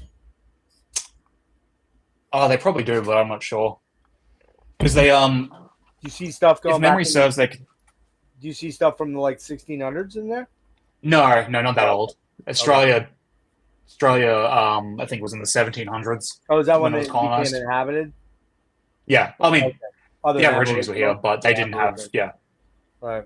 the Westerners came over in the 1700s, I'm pretty sure. Right. Oh man, that's so cool. Now, a little bit of Photoshop magic here that colors No, it that's up. not Photoshop. That's That's just the it. editing software. Oh, okay. I Wow. don't use Photoshop, man. That's just editing. Okay. So what? But this purple that was in the sky is that a filter? Yeah. Yeah. So I Yeah. have like So some presets that I add. right. Right. Man, your photos would go great in some death doom metal band. More death doom than black metal, I Possibly. think. Yeah, I got a bunch I've got to still do from a walk I did a few weeks ago. Let me see here. We'll see if there's any real. There's one photo I remember that you did that really jumped out at me. I was like, "Fuck, man! If I do a solo album, that's gonna be my album cover. I'm gonna have to pony up the big bucks." Let me see. Where is it here? It's of You a. can just have it. I was kidding, but I don't see it on there. Maybe you moved it off. I've But archived a few of them. Which one was it? it was the one with the sarcophagus, like the big graveyard thing with the like the. Are they called sarcophaguses where you walk into them? Oh, the Like an above ground mausoleums? tomb. Yeah, the mausoleum. Yeah, yeah. There was a mausoleum Hang on a in second. here. Is that it? No, that's not it. No. You might took it off. I've got a bunch of them I've archived. Hang on. Yeah, I mean it's killer. And no, that's not it. I swear there's. It's probably from this graveyard, I would think, though, right? Yeah, I'd say so, yeah. Yeah, yeah. It's got like a big mausoleum, and it's just super fucking creepy looking, man. This one's cool here with the. What is Quick that? story, actually. That's just that's an iron post, so they have like the iron around the graves, like the iron fences, I All guess you right, could right. say. Yep. So that cemetery, they do ghost tours there, like I think like every weekend or every other weekend, and like you just get like a group of 20 people with flashlights, and they're walking through, and like there's some guy telling spooky stories. I was there with a couple of friends doing a nighttime photo shoot a few years ago, and he was dressed in a robe with like a jester's mask and a harp. Nice. And we didn't want to explain that to anyone because how do you explain that? So there's an old area that was really forested in, like the trees had overgrown. So we just kind of snuck in there and waited for them to walk past. Right. But as they were walking past, he just starts playing the harp really slowly. No way. Did it freak him the fuck It out? was, I think so, yeah. But That's awesome. it's a really nice place to walk around. Like I've never seen anything spooky there. Like Yeah. I don't really have much stock in that, but it's creepy. It's a cool place to walk. It's just you wouldn't want to run into someone you weren't expecting. But getting back to the album 2. What's the projected drop date on that? Are you gonna stay with these guys? The label? Well, they mostly deal with first releases, First so release. I imagine. I mean, I'm probably going to maybe do a limited run of CDs again, and then just have it go digital. I mean, if someone hit me up about doing a physical release, it's like, yeah, I'd be open to it. Right. But I'm not really interested in being like, I'm not interested in trying to take this full time as a I job got or you. something like Yeah, that. It's I just got something I do, something I do because these songs need to be released. Like, Right. I can't just sit on them forever. So Right. Sure. it'll be definitely on Spotify and Bandcamp. I'd like to do a CD run. I'd like to do vinyls, but obviously that's a pretty big investment. And for a Yeah. one-man band that's not playing shows, that's Right. not, you know, especially coming from a place like Australia. Like if a Yeah. UK or American company were like, oh, we can do vinyls from here, it's like I'd be open to it. Yeah, I think that's the dilemma, because your audience is limited, okay, realistically. Yeah, And the other it thing is. is just the manufacturing costs. I need to adjust my fat ass here. The adjusting cost, or the adjusting cost, the cost, the upfront cost to do a press. It would just be cool if someone like Nameless Grave or one of these distros that does that kind of stuff would be like, hey man, we'll print up 250 albums. You get X amount of the proceeds, we get Y. We'll put up the front money to get the graphic art done, and we'll do a one-sided or two-sided insert, and we'll do 50 in black, or 200 in black and 50 in splatter or something. Yeah. But the problem is that you're not really playing shows as this entity. So how do None you at the get moment. the word out? Yeah, I mean, I do want to take this live to a degree after the second album comes out. It would probably mostly be local shows around Australia, just because, the costs of getting over to the UK, the US. Crazy. I mean, getting to the US at the moment would be just a fucking nightmare with everything going on. But Yep. yeah, I'd love to take this live. I have ideas in my head for how I do it. I mean, it's gotten enough of a positive reaction where the idea of taking it live is viable in a small scale. Right. Like I'm not here like hoping for universal acclaim and to play, headline fucking Donington or something like that. But it'd be cool to do it'd be cool to take these songs live and do it live. Especially with some of the stuff from the second album that I'm doing. But yeah, that's I'm going to look at that next year, because my second half of this year is just completely flat out with some shows for some of the other bands I play in, just everything like that. So that's kind of what I want to do next year, is start looking into doing live work around the time the second album's finished, because I'll probably have it recorded, mixed and mastered by the end of this year. Oh wow, nice. And then next year I can well, it's just me. Like I don't have to wait on anyone else. True. Let's see. Did we hit on most of the stuff with the album? Is there anything you wanted to point out that I might have missed? I don't think so. Someone's asking about the logo. Okay. That was actually done, just in the chat there, that was done by a guy, Luke Mills, out of Melbourne. He plays in a black metal band called Pestilential Shadows. Really good band, really good graphic artist. He basically nailed that in one take. Like, he just took it, listened to the songs, drew this out, sent it back to me, and I just went, oh, it's killer. Yeah. That's great. Hang on, I'm gonna... It was really important to me that everything that I could have done, so everything I wanted done in Australia by Australian like engineers, graphic designers. It was all done in Oz. Not for any like nationalist reasons or anything like that, but Australia has such a wealth of talent with these kind of things. It seemed pointless to go outside of the country. Right. No, it's a great one. I think it's really cool. I need to do something really quick here. Hang on. Oh, there's Rick. Okay, cool. For some reason I'm not seeing comments on my live feed. I don't know what's going on there. So Rick is a good friend of mine. Dreadful Minutes, great dude. Let's see, Grant. Yeah, it's no, it's not a '70s Dean. It's a 2019, I think, or 2020. It's an Indonesian. It's not. I looked. I was going to buy an original U.S. model, and it's just not worth the money. Just not worth the money. This one plays fucking great. Probably my favorite guitar to play, actually. Yeah. So, Rick, yes. Did you drive? Okay, so there you go. Anyone ever mentioned you look more handsome? You do look a lot like Zach Wild. He's totally right about that. Yeah, I get that a lot, actually. Yeah. I used to. That's not a bad problem to have. It could be worse.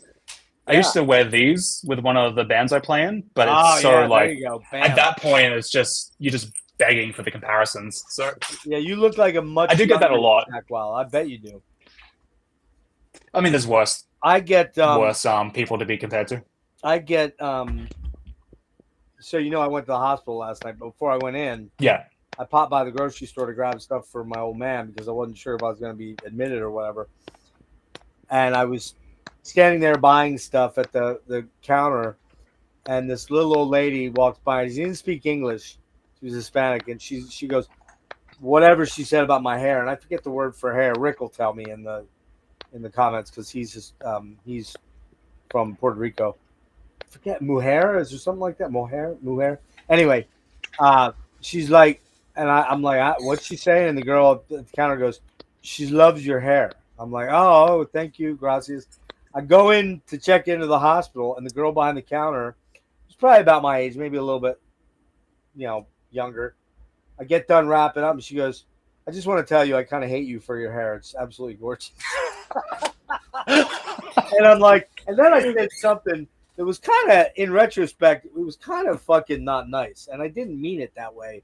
But it just, I'm like, yeah, I said, I get a lot of older women that compliment me on my hair. It's not the 30-year-olds or the 35-year-olds that compliment me. And then, and I laughed, and then I walked away. I went, oh, dude, you just kind of fucking like totally deflated her by saying you're old because you like my hair. I didn't. When I went back to look for her, I was going to apologize, and she wasn't there. I guess there was a shift change. So oh well. Yeah, kind of felt like it happens. The number of times I've said things and just been like, well, I can never come here again. Yeah, right, exactly. I want to try something here. I want to see. Yeah, oh, there they are. I see them on the screen there. Interesting. I do not see them in my actual where I would see them normally. That's so weird. Yeah. So Rick's a good buddy of mine. He and in fact, he's jogged my memory. I was kind of talking about Swallow the Sun tomorrow night at 9:00 here on Gas Mask and Hand Grenades. We're gonna have a full-on. I'm gonna have to get some sleep, man. Full-on exhaustive deep dive on Swallow the Sun. We're talking 9 albums, but it's really 11 because one of the albums is technically 3 albums in one. It's like 252 minutes of.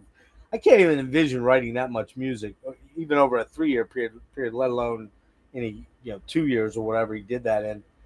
So we're doing that, okay?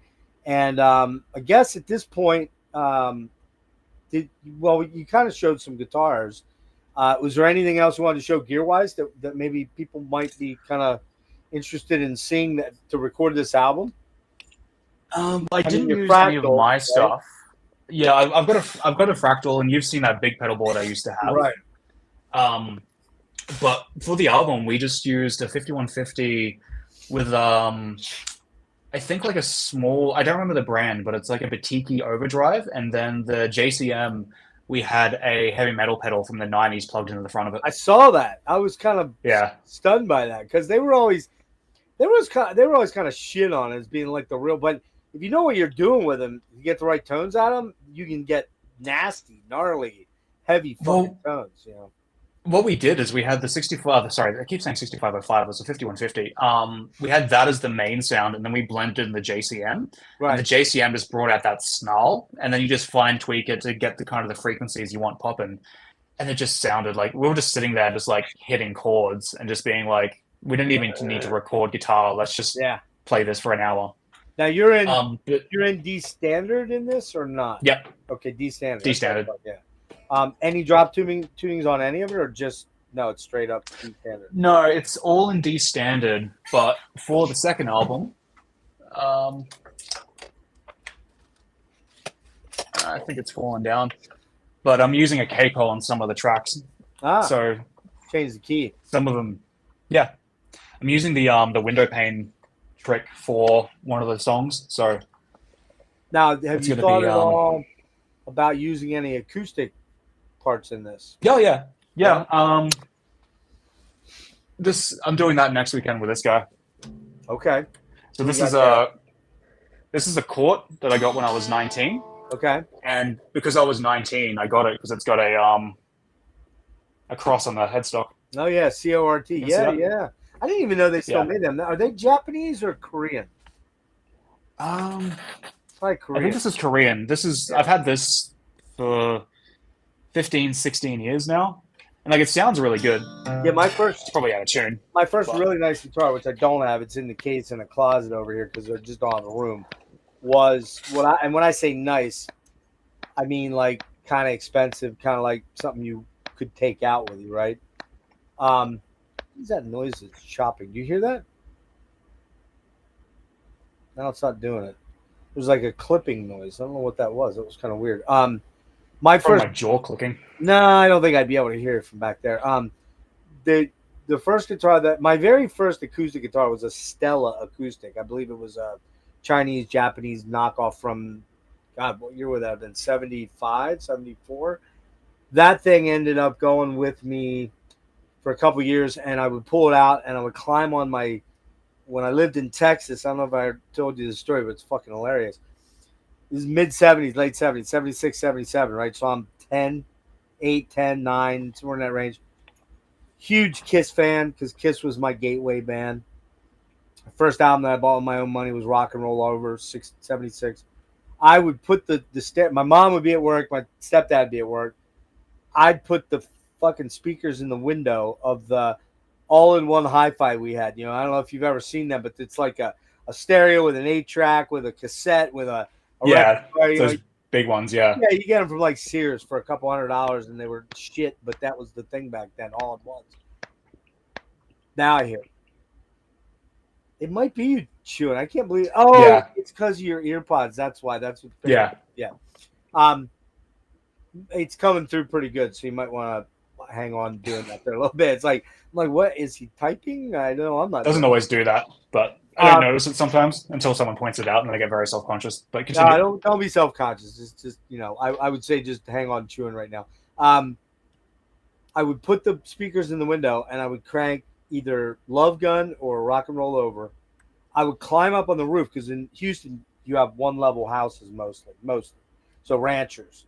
I'd climb on the roof and I'd stand up there, just.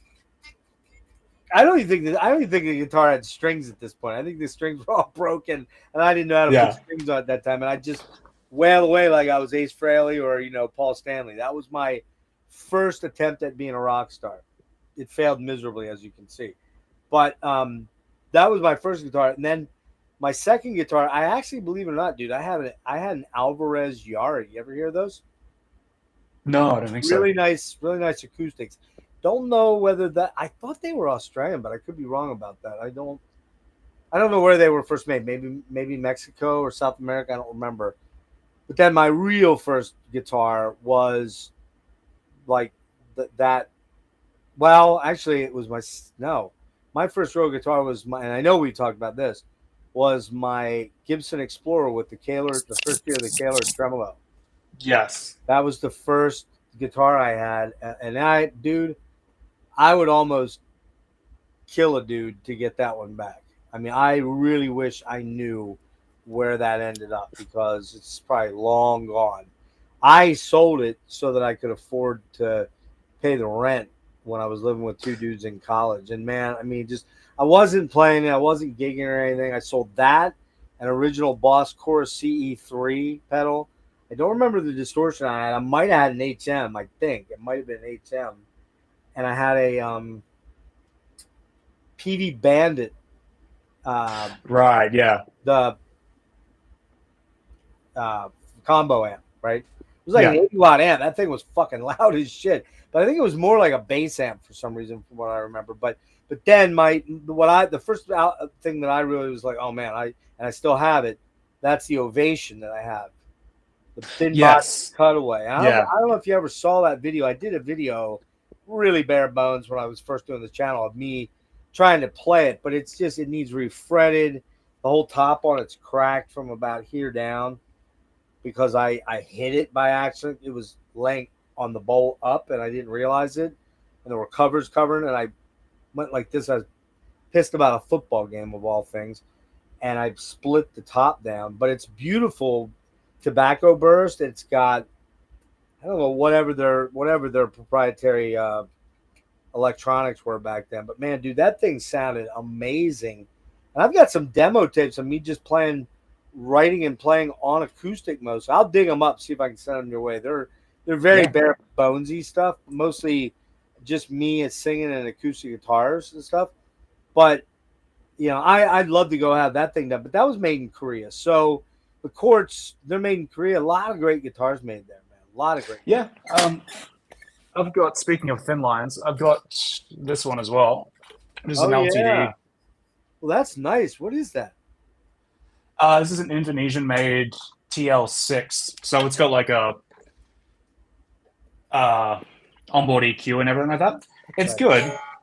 It's disgustingly out of tune. Yeah. But who made it though? Is that LTD? LTD. Yeah. Okay, that's what I thought I saw. Yeah. But then, so I've got that, and then I don't have it on my board at the moment, but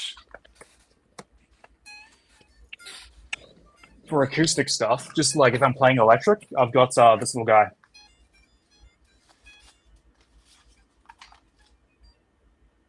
Oh, okay. A little, which I actually have to half thank you for, because your interview you did with John and Don, I actually inboxed John afterwards and was like, hey, what acoustic pedal are you using? He's like, oh, it's this one. No kidding. How about that? Really fucking good. I was using a Boss one for a number of years, but this one's way better. All right. Rick just asked, any plans for a split release? That's not a bad idea, dude. That's actually a really good idea. I've thought about it. Like, the stuff that I've written for the second and third albums, not so much, because I kind of written very intentionally as being a group of them.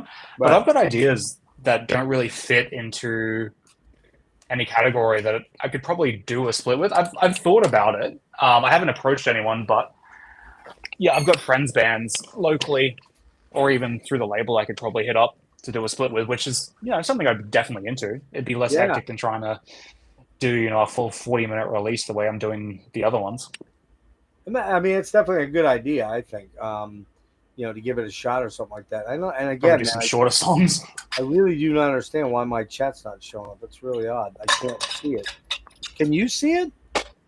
Yeah. You can, right? It's on the side of my screen. Yeah. Yeah, I'm not seeing it. I don't know why that is. Very bizarre.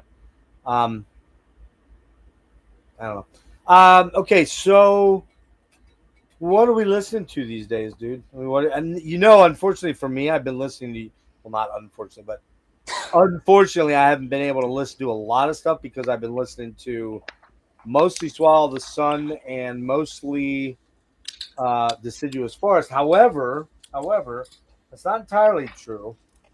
I have snuck in some good stuff here. Let's see if I can pull it up here. Well, I didn't send you these yet, but these finally arrived. So this is the Songs of Moors and Misty Fields. Yep, give me 1 sec here. Actually, the more I look at this, I actually have been listening to quite a bit of stuff. Now that I look at it. Go ahead. What is it now? So this is... Ooh, look at that. 1 second. So Songs of Moors and Misty Fields, this is the Prophecy release. So yeah, that's nice. Got a bunch of interviews and stuff. There's an audio commentary. I haven't actually played that yet, but I'm going to have that. That's very much. Speaking of that, Dane. Speaking of that, what you just showed there, John just showed me the Ashes Against the Grain books. They're in the digibooks, the new reissues with the bonus stuff. Oh yeah, they're in. So they'll be they'll be listed very, very, very. If they probably already are up for pre-order. I think they're up for pre-order. Yeah. I've got to do that, but and then I got, it's all Imperium at the moment, so this is the Winter I got to Sunset. get into that band, dude. I got it. Oh, they're great. And then Songs of Moors and Misty Fields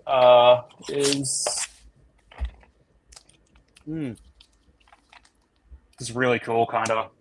Where are they from again? Is that UK band or no? Germany. Germany, Sure. yeah. Yep. Yeah. What label are they on? Are they on Darkness or Prophecy? What? Yeah. No, Prophecy Productions. Yeah, you said that right. Yeah. So I got that. I've got the Winter Sunset CD as well, but it's on my shelf. I don't want to dig it out. But yeah. I think that's all I've got.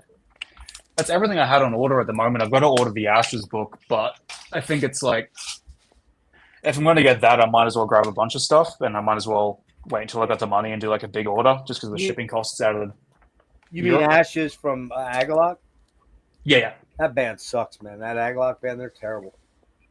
Yeah, that John guy's such a dick, right? I hear the he didn't slap me. So. I hear the guitar player's kind of a dick. I don't know. That's what I've heard. I don't know. He may or may not be watching right now. I don't know. Let's just put it that way. You mean Don or John? John. Yeah. That guitar player.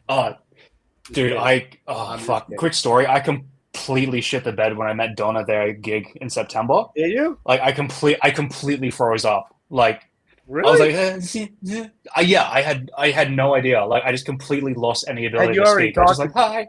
Had you already talked to Hom or no? Oh, yeah, this was after they played. So I spoke to John outside. But yeah, when I met Don, I just completely froze up. I think I just mumbled a bunch of words and then scurried away ashamedly. I'll run through. I've actually been listening to way more than I thought. I'll run through a couple things. And some of this may be like, huh? Of course, the Swallow the Sun catalog has been majorly in play the last 2 days because of tomorrow night. Still have some stuff to do. I do want to pimp my girl, Melinda.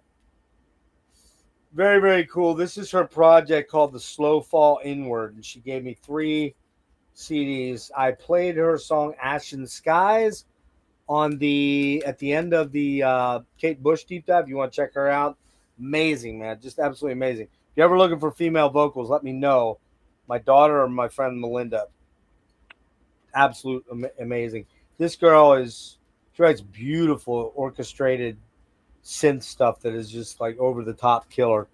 All right, what do we got here? Shit, a lot of stuff. What I've been spinning vinyl wise, the Great Old Ones. Do you know them? Oh, I've heard of that. Yeah. France? You like these guys, I think, quite a bit. Yeah, these guys kill it, man. Very Cthulhu based stuff. Kind of a little bit maybe more black than death. If you compare them to like Sulfur Aeon, who's more death, these guys are way more blackish. Maybe Blood Sjnór's a little bit of a slight comparison, just not as weird. A lot more melodic. Yeah. Early Catatonia, Brave Murder Day, Dance of December. That's in there too, a little bit. What else we got here? All right, some black metal. Keeping in the black metal. Do you know these guys? Cloak, out of America. Yeah, there was an interview I think I listened to with the guitarist and that. Scott, yeah. This album, dude, Black Flame Eternal, absolute raging killer black metal. Very melodic, kind of blackened. It's blackened, thrashy black metal is what it is, really. A gratuitous mention of this guy again, Pelorian, man. I love Agalloch, but I think this might be the best thing that John ever did. I'm just gonna say it outright. Right? That's the single, isn't it? No, this is the CD. Oh, that's a CD. Oh, okay. I just got the jewel case. Yeah, slipcase. Yeah. Brazilian edition, which I don't think there's a lot of those around. If you want one, you have to let me know. I think I can get one from home. Maybe. I'm not sure. This album, man, for those that don't know Pelorian, it's John's project after Agalloch.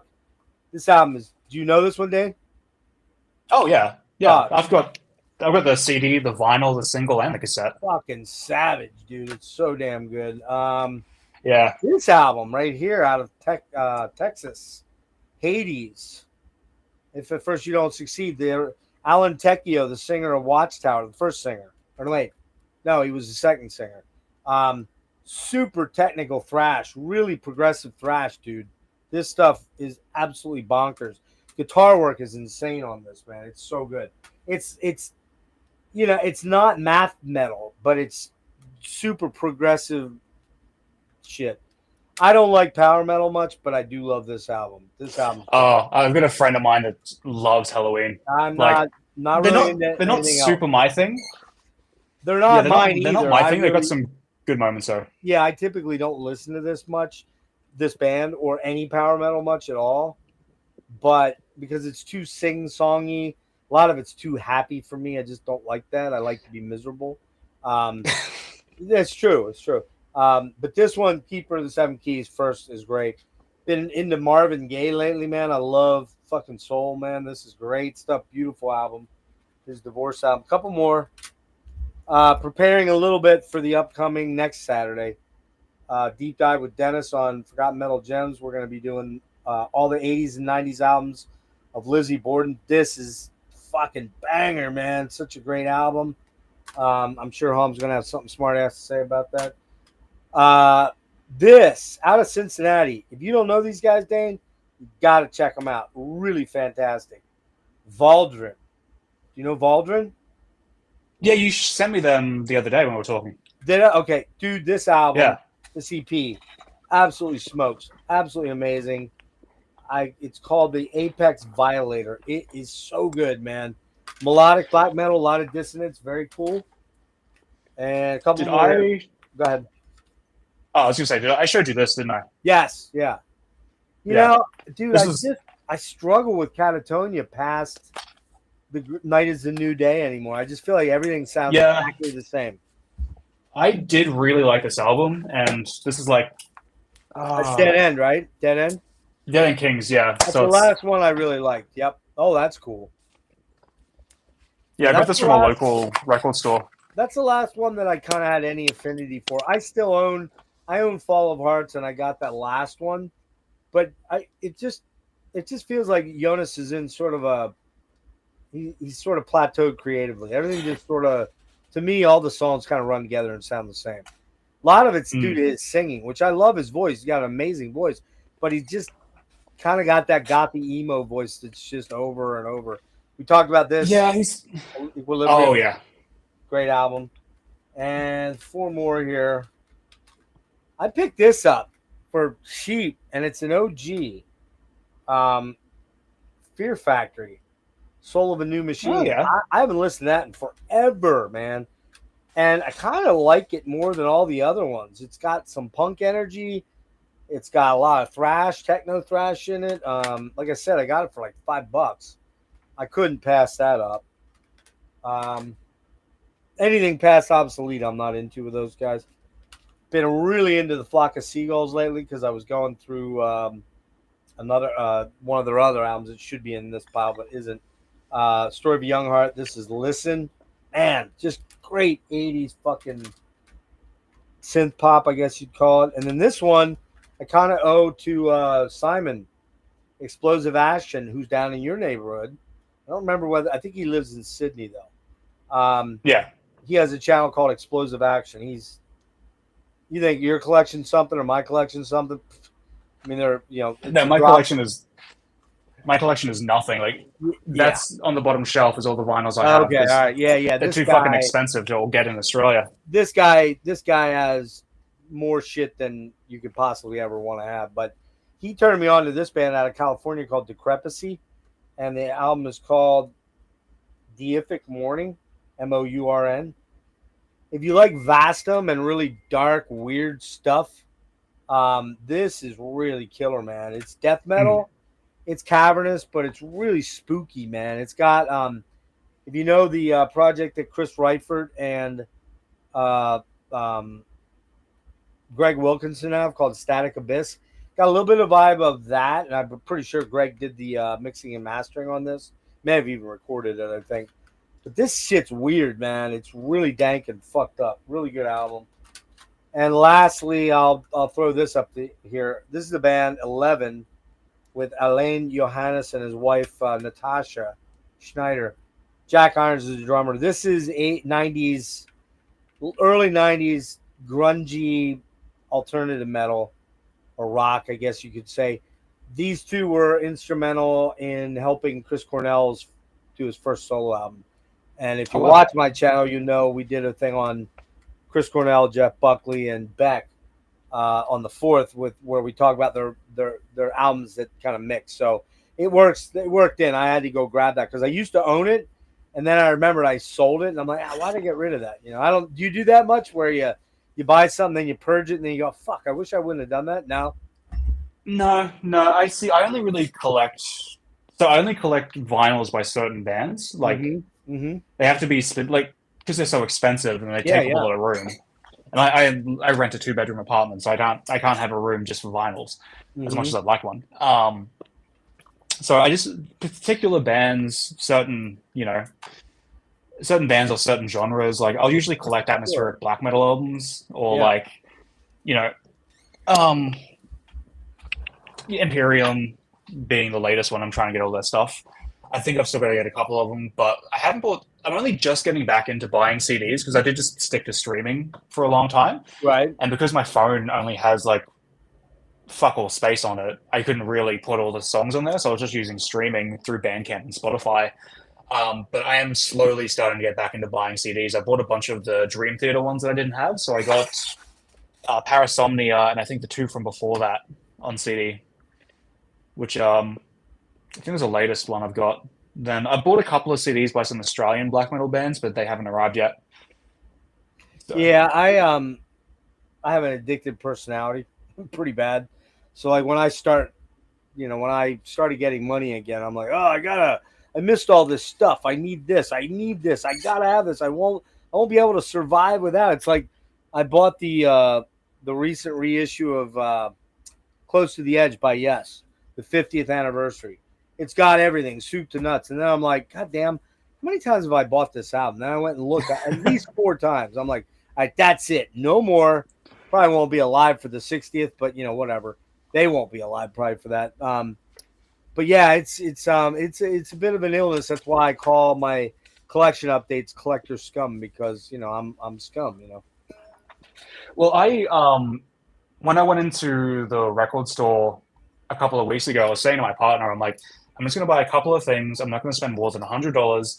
And then I saw this, which was like, I think 180. Oh, wow. And I was like, yeah. So I got that. And I think I showed you this. Go on. Well, I was going to say, talking to your partner, you're like, but I can't find it anywhere else. Please. Oh, she knows me better. Yeah, I know. She knows me way better than that. Yeah, just while you're hunting there, a couple of upcoming things that we've got slated. Eric Berg and I are going to do Gentle Giant, probably the 3rd week. We're going to deep dive that catalog, probably the 3rd week of August. Also, 1st week of August, probably. Jerry Watunsky from Atheist, guitar player. He's going to join me, and we're going to talk about we're going to deep dive the Deftones catalog. And I know everybody's like, Deftones, what the fuck? Hey, man, I talk about bands I like, and that's one band I do like, and I want to talk about their catalog. Jerry's going to join me. Also, Logan's going to join me for 3 of an imperfect pair, which, Dane, I want you to start thinking, oh, look at that. That was pretty cool. I got balloons. Did you see that? Didn't you see that? All the balloons went up behind me. Sometimes when you make gestures with your hands, the Mac does weird shit. So I don't know. Like if I do this, let me see if it does it. It won't do it this time, I'm sure. Let me see. It's not going to do it, goddammit. It gave me the balloons. It'll send this astral-looking cool light beam over my head. Just wanted to finish that. 3 of an imperfect pair. Logan's coming on. We're going to talk about Temple of the Dog, which is a Pearl Jam Soundgarden sort of mashup band.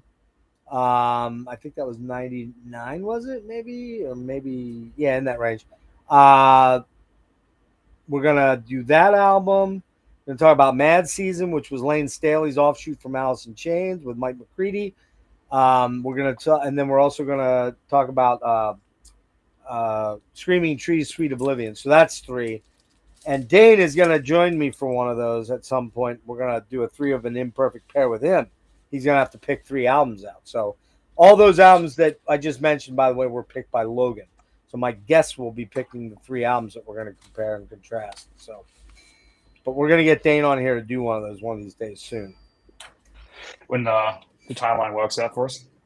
Yeah, that's the thing with getting you on is it's a little more trickier than because when you go live on a Saturday night your time, it's my Sunday, so I'm usually busy. Yeah. I was going to show you. I think I showed you this when I got it. Yeah, the record store version. Is that the record store day one? I think so. Yeah. Really cool. We don't really have that here. Oh yeah. It's like a forest green. Yeah, I got that one. Yep, I had to have that, man. Yeah. It's a really cool gatefold as well. It's yeah, all I think it was 1,200 of them made. I believe 1,200. Maybe a little more. 18 maybe. I'm not sure. Yeah.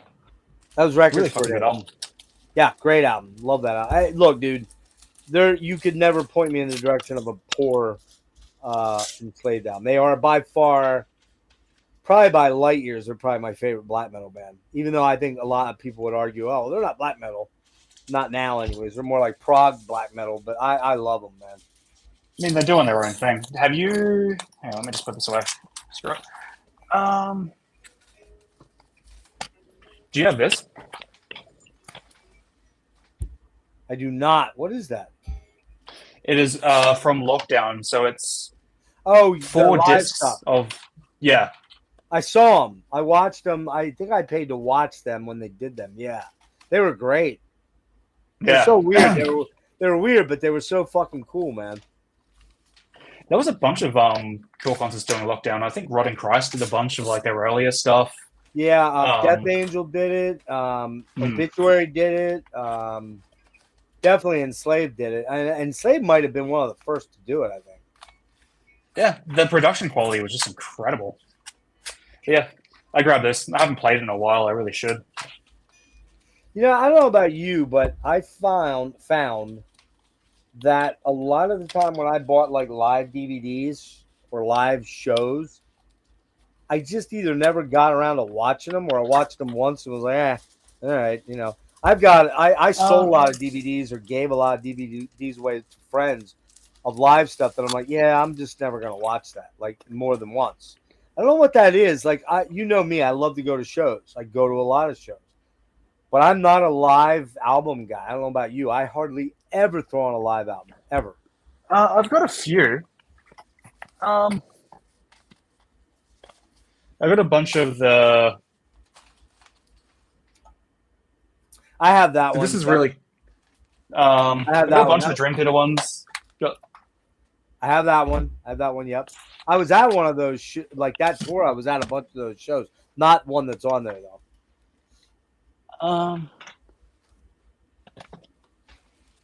Yeah, this one, right? I do not have that. Ooh, man, what is that? So this is their like 2008 concert, I think. Wow. Yeah, Belgium. I had to get this from like some dodgy like website. I'm pretty sure gave my computer like 5 viruses. It was like $80 plus shipping. But well, if that guy's watching right now, he can comment on what that is. Because I don't know what that is. Yeah, so it's captured live in Belgium, 29th of March 2008. Then 30-minute interview. Yeah, the interview on this is really good. But yeah, I've got that. Got some Behemoth. I've got that Devin Townsend box set, the big one. Yeah, you know, man, I have kind of a crazy relationship with Devin, man. I love much of what he does, and some of it I kind of loathe. I don't know how to. Well, he does so much. There's too much. Yeah. He just kind of oversaturates me in a lot of ways. I haven't checked in. Like anything from Empath on, I've tried it and I've been like, it's all right. I don't know. I'm kind of tired of it. But then again, Ocean Machines is one of my top 25 or 30 albums. I love that thing, you know. Yeah. His 2012 album, Epicloud, I think is my favorite. That's a great It's one. just so big. Amazing. I saw him on that tour. Yeah, I love that one. I do like Terry a lot. I saw him on that tour. Trying to think what else. Everything kind of the early stuff until we got to the 4-part box set thing, like with Key and Addicted. And I own 3 of those. I own Key, Addicted, and the really crazy one with all the what's it called? Deconstruction? Deconstruction. Yeah, I never got the ambient one. But I would say my favorite is the Devin Townsend band, the Accelerated Evolution or whatever it's called. I mean, that's got some of his best songs on it. You know, that's got Deadhead and Sun what's it called? Sunshine? I can't remember what it's called. Yeah, I'm drawing a blank. That Alex Lifeson guy says that DVD is from 2009. Terrible.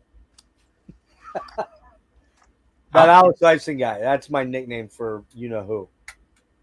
Oh. Who's apparently watching a little bit. So if you want to say anything really, bad about John Hall, now's the time to say it. You got me to call him a whore to his face the first time I met him. Did he really? That's good. That means he likes you. If you call you got. Oh, I tried to get you to call him whore. No, you got me. You told me to. You got me to tell him to shut his mouth. Shut your mouth. Shut his whore mouth. Yeah. Shut your whore mouth. Yeah, that's right. I did do that. You're right. Well, did it work for you? I think it worked. He's had kind things to say about you. He didn't punch me, so I guess that's a plus. He didn't punch you. Yeah, that's true. But anyway, so lots of good stuff going on. I do recommend. Sorry, I got coffee grounds in my mouth. I do recommend everybody go out and check this out. You can check it out for free on Bandcamp. The link is down below. I'm going to put a link to Dane's Instagram down there as well, so you can check out his photography. And if you want, you can contact him about the best place or easiest way to get physical copies of this. Again, unfortunately, because it's a Aussie label, the shipping is not cheap. I don't know what did it cost you to send this to me? USD. Oh, let me try. Because I sent 2. I sent one to Portland and one to you in New York. Or not New York, wherever you're from. I think it was like 30. He was in Oregon. 30 AD to USD. It's like $20, I think. Okay, that's not horrible. $10 for a CD.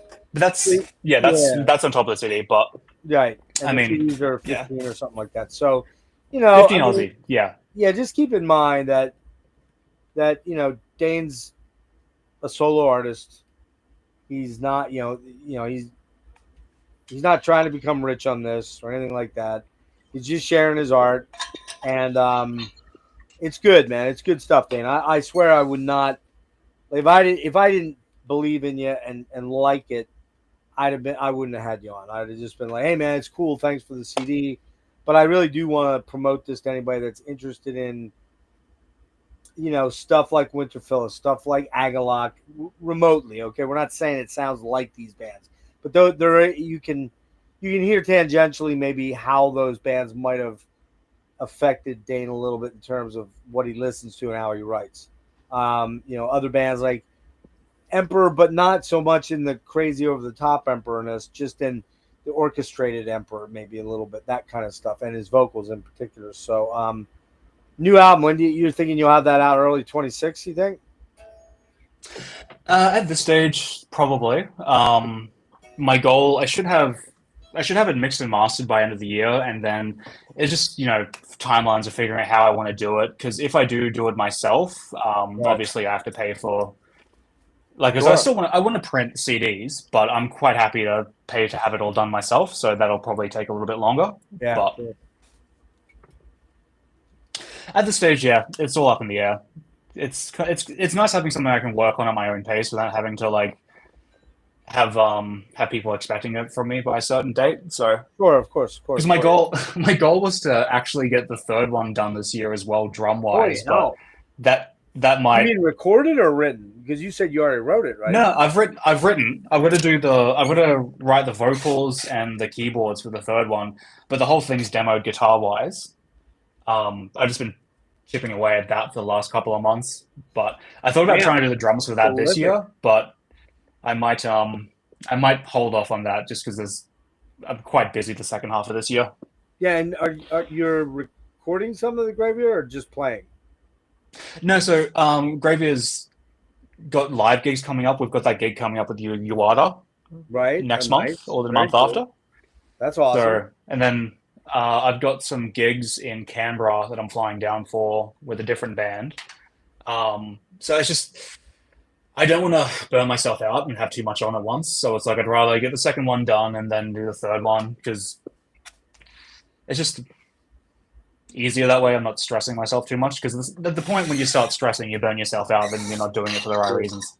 Plus, you're the musician thing's kind of a side hustle. You have a regular day job, and Yeah, you got a partner, so you got to divvy up some, make sure some of the time goes that direction as well. You're not just of some course.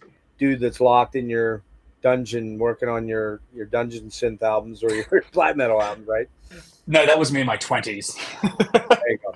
That's me. That's me Um, in my late 50s. Now I'm yeah, holed up in my ridiculous man cave that no woman in her right mind would ever walk into willingly. That being said, I've not dragged anybody in here unwillingly. I just want that to be I'm out. glad you clarified that. Yeah, I don't want Yeah, that to be, we'd have to have a conversation offline about that. yeah, but I do sit around and wank off, not the way you're thinking, wank off with the guitar, quite a lot, and that's kind of my respite there. I guess just thinking real quick. Hold on, I wanted to see one more thing. I swear there was. I wanted to mention one other album, but yeah. So everybody go to Bandcamp, check Dane's stuff out. Did we show enough guitars? I think we did enough guitar porn, right? I mean, Yeah, I mean, unless you want to talk about my fractal, but there's nothing really fun about that. well, I mean, unless we were gonna like this, like it's not hooked up to the Nah, interface. I So mean, I can't probably really could, check but it. All right, we got another one. that's the other LTD. So this is the one that's tuned to E. So I've got one in E, one in Okay. D, and now one in C. Oh, okay. You But, have one in C, Yeah. So I've got two that are gloss, right? and then this is the one that I use for Graveyard. So this is the one that's tuned to C standard. Ah, C standard. Okay, so they're two Yeah. steps down. Got it. Right. But yeah. And then Yeah, I've got, I have. I So this one's in E flat. The Ibanez is in E, the Destroyer. That Caddy's in D standard, and then I'll just drop. Like if I want to do a drop, I'll just drop. I don't have a specific one. I'll just drop whatever I want. If I want to drop, drop tune. I don't have. I mean, all the other. Let's see. What else do I have? Fuck. Oh, this one over here, over my head. I don't know if you can see that one. Which actually, I really enjoy playing this a lot, and it's the cheapest one. Which way do I move? God damn it. PRS custom. 22. Oh yes. Yeah. It is the SE edition. It's not the $4,000 one, which $3,000. I had it a $3,000 one, but that's a semi hollow, and man, I love the necks on those. And it's it was a $800 guitar, $700 guitar, something like that. I love that guitar, man. I love playing it. It's just super slick neck. I have short fingers, so I need a smaller neck. A wide, fat baseball neck is not. I can't get around on it as quickly. Yeah. So that PRS is great. That one's in. That one might be. Now I think of it, that one's in E flat, and this is in drop D. That's what it is. So, I showed you those Travis Beans from that guitar place near me, didn't I? The two that they had on the wall. Yeah. That's what John uses. And actually, it's funny. John and I were having a conversation earlier today, and he said when he dies, he's going to leave me those Travis Beans so I can sell them for the money. He did. At least that's the way I heard it. I heard it that way. I don't know if that's exactly what he said. That's the way I heard it. Strangely enough, but he's 10 years young. But he's 10 years younger than me. So I mean, the reality of it is, I'm the sick guy. I'm probably going to go way before he does. So, but all right, Dane. I think we've hit it all. Anything you want to hit before we roll out?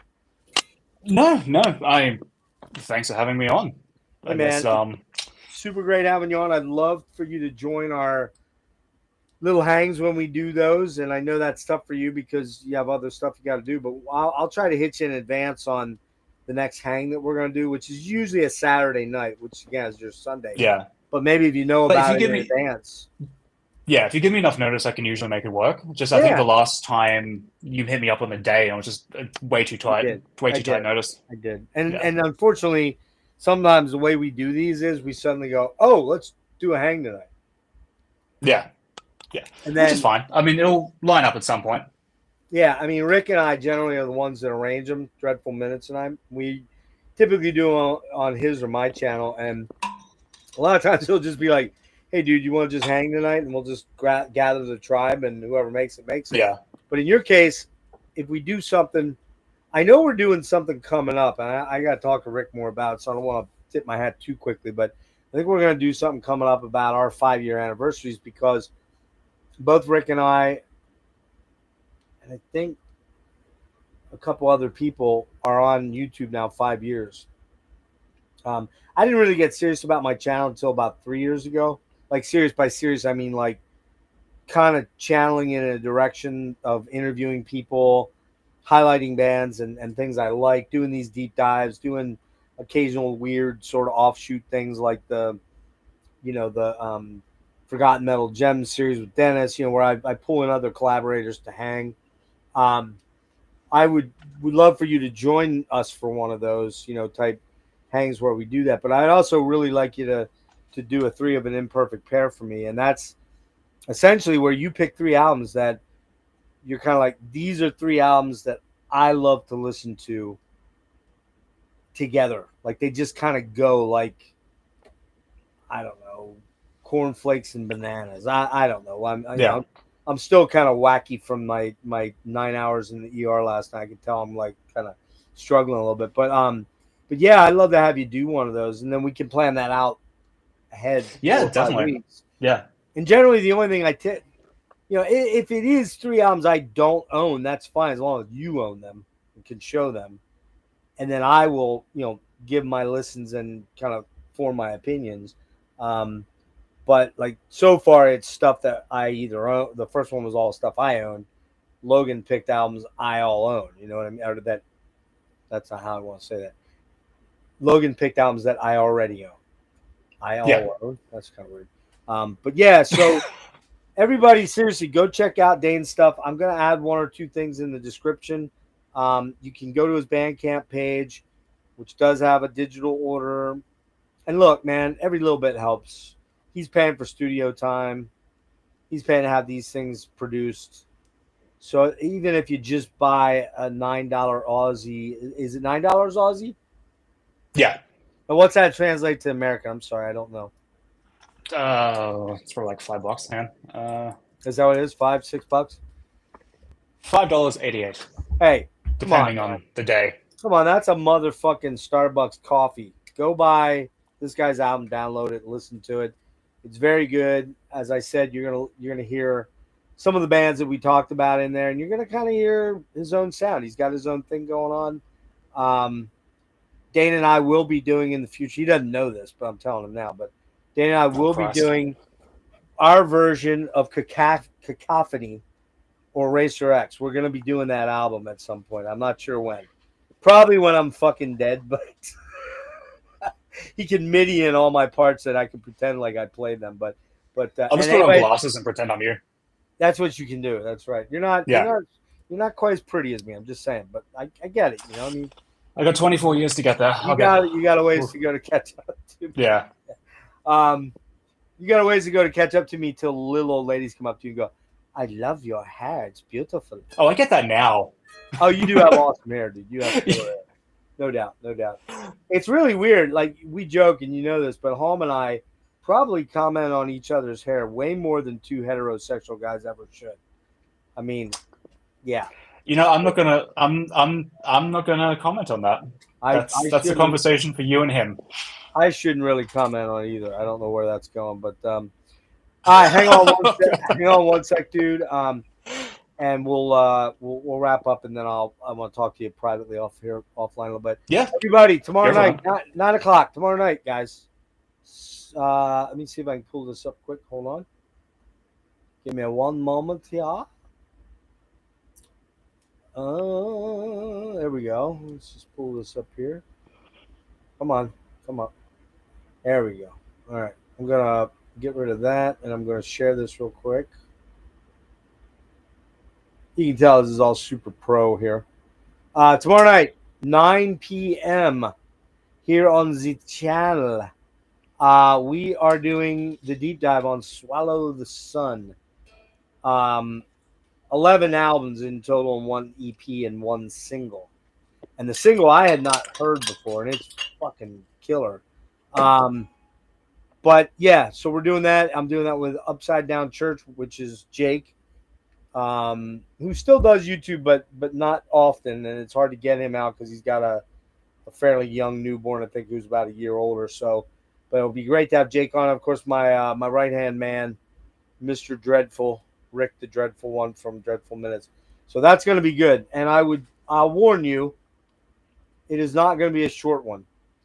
It's probably going to be at least 4 hours, I'm guessing. Maybe 3.5 if I don't fall asleep. I don't know. Or if I do fall asleep. That's short for you. Yeah, 3.5 is actually short. You're right. What I don't want it to be is 6 hours. But with the three of us, Jake's pretty quiet but compared to Rick and I. But Rick and I can yak. Rick can also be quiet, which I can't. But so it's going to be a long one. So plan to be there for a while. And Dane, hang on one sec. Everybody, thank you for joining in tonight. And everybody that sees this in the future, thank you for checking Dane's workout. He's really, A, a very cool guy, B, a really good musician, and check the album out because it's good stuff. All right. Cheers.